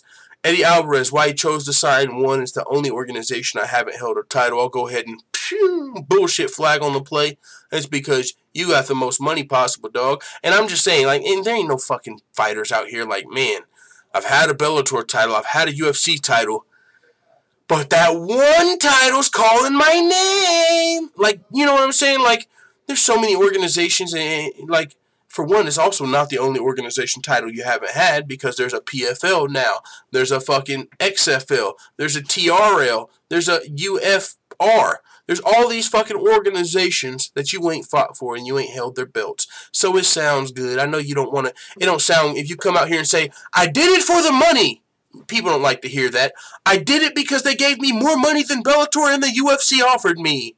I'm going to be the face of their organization, and not only are they giving me money, but they're giving me they're giving me stocks. They're giving me a piece of the pie. He's not going to come out and say that because it takes away from the, oh, you're only here for money? That ain't what the fans of one want to hear. Oh, he's here because he really cares about one. You know, it sounds good, but, and Shell pointed this out as well. He said, Eddie Alvarez was in the spot that anybody would want to be in. He was in a bidding war between companies. Bellator's throwing bids out there. One's trying to match it. One tries to counteroffer. They throw a big deal out there. Bellator's like, man, we really want Eddie, but I don't know, one. You guys are fucking crazy. Are you serious? You know, they're bidding for Eddie Alvarez, so he ultimately gets the most money possible. Hats off to fucking Eddie Alvarez. I just got a haircut, so I actually motherfucking hats off to motherfucking Eddie Alvarez. You know what I'm saying? Hats off for sure. Getting the most money, feeding his family. Salute, man. Salute to Eddie Alvarez. But we know what's going on here at the Full-Time Dojo. With that being said, let's move to the next topic. Full-Time family, we got Alistair Overeem battling Sergey Pavlovich at UFC Beijing. This is the Godzilla card. We already got Curtis Blades versus Francis Ngannou. What's happening in Beijing? This just reminds me of a video game I played back in the day where it was like Godzilla versus King Kong and it happened in Beijing. And I don't know why. That's just what comes to my mind every time I see Ngannou versus Blades in Beijing. And now we got two more heavyweights clashing. So we got two more motherfucking monsters colliding. Now I'll admit, I don't know who Sergey Pavlovich is. We'll pull that up real quick. But I know who Alistair Overeem is. And I think Alistair Overeem has talked about retirement soon, but he just started training with Elevation Fight Team. And Elevation Fight Team is as legit as they come. They are on the come up. And so with that being said, we're supposed to be looking up his opponent. I don't even know how to say it. What is it, like Sergey Pavlovov? I already forgot the dude's name. Sergey Pavlovich. So Overeem's training down there with Curtis Blades and these guys in the Elevation Fight Team. So I like the team he's with. You know, if you can't beat him, join him. He's joining with his most recent opponent, Curtis Blades. Teach Curtis Blades some of your fucking A1 kickboxing. He teaches you some of his D1 motherfucking wrestling or whatever wrestling credentials he has. So let's look up Sergey Pavlovich. 12-0, undefeated, coming over from Fight Nights Global. Oh shit, son. Undefeated Russian heavyweight coming over here to take on Alistair Overeem. Fought a guy that was 11-5. Fought a guy that was 24-11. He's fought some experienced dudes. Smaller heavyweight. 11-2. So he ain't been fighting complete scrubs, but at the same time, they're also not UFC guys. But Fight Nights Global's got some decent fighters, so we'll see if he can hang with Alistair Overeem. I mean, Alistair Overeem coming off that TKO loss to Curtis Blades, of course, but Alistair Overeem, legend in the game. So see if he can come back kind of like JDS, you know, who beat that Igor or Ivanov. You know who I'm talking about. JDS headlined UFC Boise. Blagoy Ivanov was his name. He beat that guy. You know, new UFC newcomer, a veteran, maybe a little past their prime, but still able to come out here and squeak out a W. We'll see if Overeem can get it done. Also, this kind of came out of left field for me. Justin Gaethje, Alex Hernandez in the works. Gaethje, you know, he was in that little love triangle pause. He was in the fight, not a love triangle, I guess you could call it the fight triangle. He was in a little fight triangle with Iaquinta and Kevin Lee. And, you know, who was going to get the fight. But now Kevin Lee versus Iaquinta has been announced, and so Gaethje needs an opponent after knocking out James Vick in the first round. And he's got a tough fucking fight if this actually gets announced. Alex Hernandez is no joke. He fought, was it Beneil Dariush or Evan Dunham? He fought Beneil Dariush, I believe, on short notice, knocked him out in the first round. And then he came back, fought Olivier Albin Mercier, finished OAM. And so this dude, Alex Hernandez, I believe, also fights out of Elevation Fight Team, or he fights out of the training lab, maybe. He fights with TJ Dillashaw's camp and them. Fucking beast, man. His mindset is on a whole nother level. He got the knockout, wasn't even impressed. Knocked out a fucking ranked UFC fighter in his debut and was like, this is nothing. This is part of the goal. He sounded like a damn army sergeant. This is something that we knew was going to happen. It's just part of a bigger plan. I don't care who's next. This is all part of a bigger plan. I'm going to get in here. I'm going to do what I need to get done to contribute to my team. Like, damn. This nigga looks like he's like a fucking military sergeant with the way he approaches this. Just, you can tell he just got, you know, better disciplined, and he probably, like, just the best discipline out there, right? Will of steel. You know what I'm saying? Like, just seems like a guy with his mindset on greatness. And he beat Olivier Albin Mercier, came back and backed it up again. So Alex Hernandez, very tough fight for Justin Gaethje. Winnable fight for Hernandez. Winnable fight for Gaethje. But this is going to be a big booking for Hernandez for sure. We'll see what happens. But it's looking like it is in the works. Gaethje versus Hernandez. So, with that being said, Kayla Harrison, we talked about her a little bit, but I didn't actually get to talk about the matchup yet. She's returning at PFL 11. So, that's going to be on December 31st. Kayla Harrison back for her third MMA fight in 2018. Promotion has yet to announce an opponent for the two-time Olympic gold medalist who submitted Brittany Elkin and TKO Josette Cotton. Will take place in the Hulu Theater in MSG. Oh shit, Kayla Harrison coming to MSG. Josh Copeland and Felipe Lins will battle for the heavyweight crown. Vinny Magalhaes meets Sean O'Connell for the 205 title. Steven Seiler faces Lance Palmer in a featherweight title bout. Oh shit, they're bringing all their titles out. They're making all the titles and shit. Lightweight between Nathan Schultz and Rashid Magomedov. Yo, there's PFL's coming alive. They're about to announce all their champions, like all on the same night. Like, so that's crazy. It says they're going to crown 6 champions and millionaires. That's going to be a crazy night for MMA. I'm going to be watching that. I think there might be PFL coming up this weekend, and if I don't work, I want to watch that because, if I'm not mistaken, the format I saw, there's actually, like UFC 1, the old school days, multiple fights on each night. Like, they got semifinals, you fight one fight, and then you fight one more fight that night if you win, but only if you win. So we'll see. That's interesting. I'm interested in the PFL. With that being said, let's check out the chat. Ouncy in the building looking like Chiesa. Yo, he says, someone behind him says Quincy Pinola, maybe Chiesa. Did look like a mullet. Theo Vaughn brought back the mullet. Jamong says, Ouncy, I like Gaethje. I remember he's fighting Nick Newell. Yeah, I remember that too, man. I remember whenever I first found out about Gaethje, I looked up his highlights. I was like, did he just fucking knock someone out with one arm? Like, I didn't even know who Nick Newell was at that point. I was like, what the fuck? I had to like double and triple check, and I like had to do some Googles, and I found out who Nick Newell was. That's how I found out about it, from Justin Gaethje's highlight reel. Another WMMA fight we got, I believe the last topic actually, maybe one more. Carla Esparza calling for the UFC to create an atomweight division.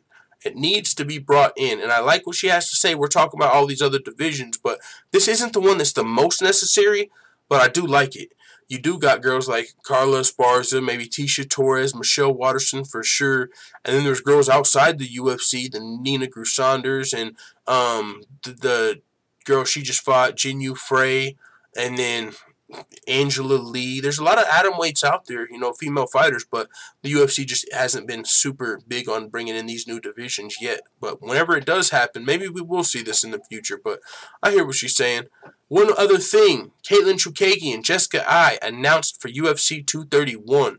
Winner of this fight likely will be Valentina's second victim, since Joanna's going to be her first. Winner of this fight likely gets the next title shot. Honestly, you got Sarge Eubanks fighting Roxanne Modafferi, but after that threat she made, and you know, about you take me off this card and you're gonna regret it. Like, oh yeah, well here, how about you fight fucking Roxanne? And since you want to play that game, we're gonna book Chukagian versus Jessica Ai, and the winner of that fight is likely gonna get the title fight. So we'll see what happens there. But Chukagian versus Ai is gonna be a good fight. We'll look at that a little more, you know, in the coming weeks. But with that being said, I want to say to all of you, thank you all for still being here at the show. We've been going for a long fucking time today, family. 2 hours and 17 minutes, and you're still here, so I appreciate everybody that is still here. With that being said, Angela Unstoppable Lee from One Will Clean Up, says Jorge. Yeah, there's some atomweights out there. I've been looking at the one. You know, they just signed Eddie Alvarez. They got Angela Lee. That's what I was thinking of yesterday. I couldn't think of their atomweight fighter. Angela Lee versus Michelle Watterson would be fun. Yo, by the way, that would be my closing thoughts. One of the things that I thought about earlier, fucking Paige Van Zandt versus Mackenzie Dern, make it happen for the Simps. But with that being said, or Angela Lee versus Michelle Watterson, fuck it, hey. But yeah, with that being said, guys, thank you guys for tuning in to the show today. It's been a long show. If you're listening on the replay, I appreciate it. Hit the thumbs up button. Share the video. That would be much appreciated as well. Help grow the channel. The more people see the video, the better. So that's dope as well. Something you can do if you ain't ashamed of the show. You know what I'm saying? I know how that is, though. You know, you can't always share everything to your social media because people, you know, you got people on there. They might judge you. So if you're not ashamed of your boy, no, I'm just fucking around. But thank you all for coming through. Hit the thumbs up button. It'd be much appreciated. Let the full-time family know what you think about in the comments. Tomorrow's Friday. We will be back every day, every weekday. We got the live show. Thank you for coming through. It is what it is. Let the full-time family know what you think in the comments. And we're going to fuck around and play a song. Fuck it, why not? UFC Yankovic. If you haven't yet subscribed to UFC Yankovic, it'd be much appreciated. Once we get it to 1,000, it's going to be a motherfucking party, and we're doing a giveaway, you guys. I wish the chat can stay up even after full-time isn't live. Yo, there's got to be a way we can make that happen. We need like a Discord or something. I think what that's for. Let's pull this up.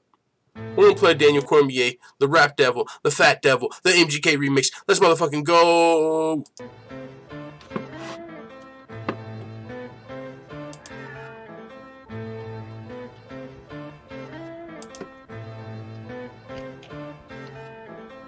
Somebody grab him some chicken. This fucking guy is fat. How the fuck he gonna beat me and Volkov just put this guy on his back? I hope you know no one is scared of you, especially not DC. And you can call me Daniel Cormier or Double Chips. You know you cannot beat me. And yeah, I'm talking to Lewis. If you want to scrap, we can do this. I know that you're black, I know you're a beast, I know that you're fat and you're stupid. I'm back on my bullshit and lacking my cool. At UFC 230, I'll spaz on this fool. He's not gonna beat me cause he's lacking the tools. This nigga can't breathe when he's splashing the pool. No cardio, hope.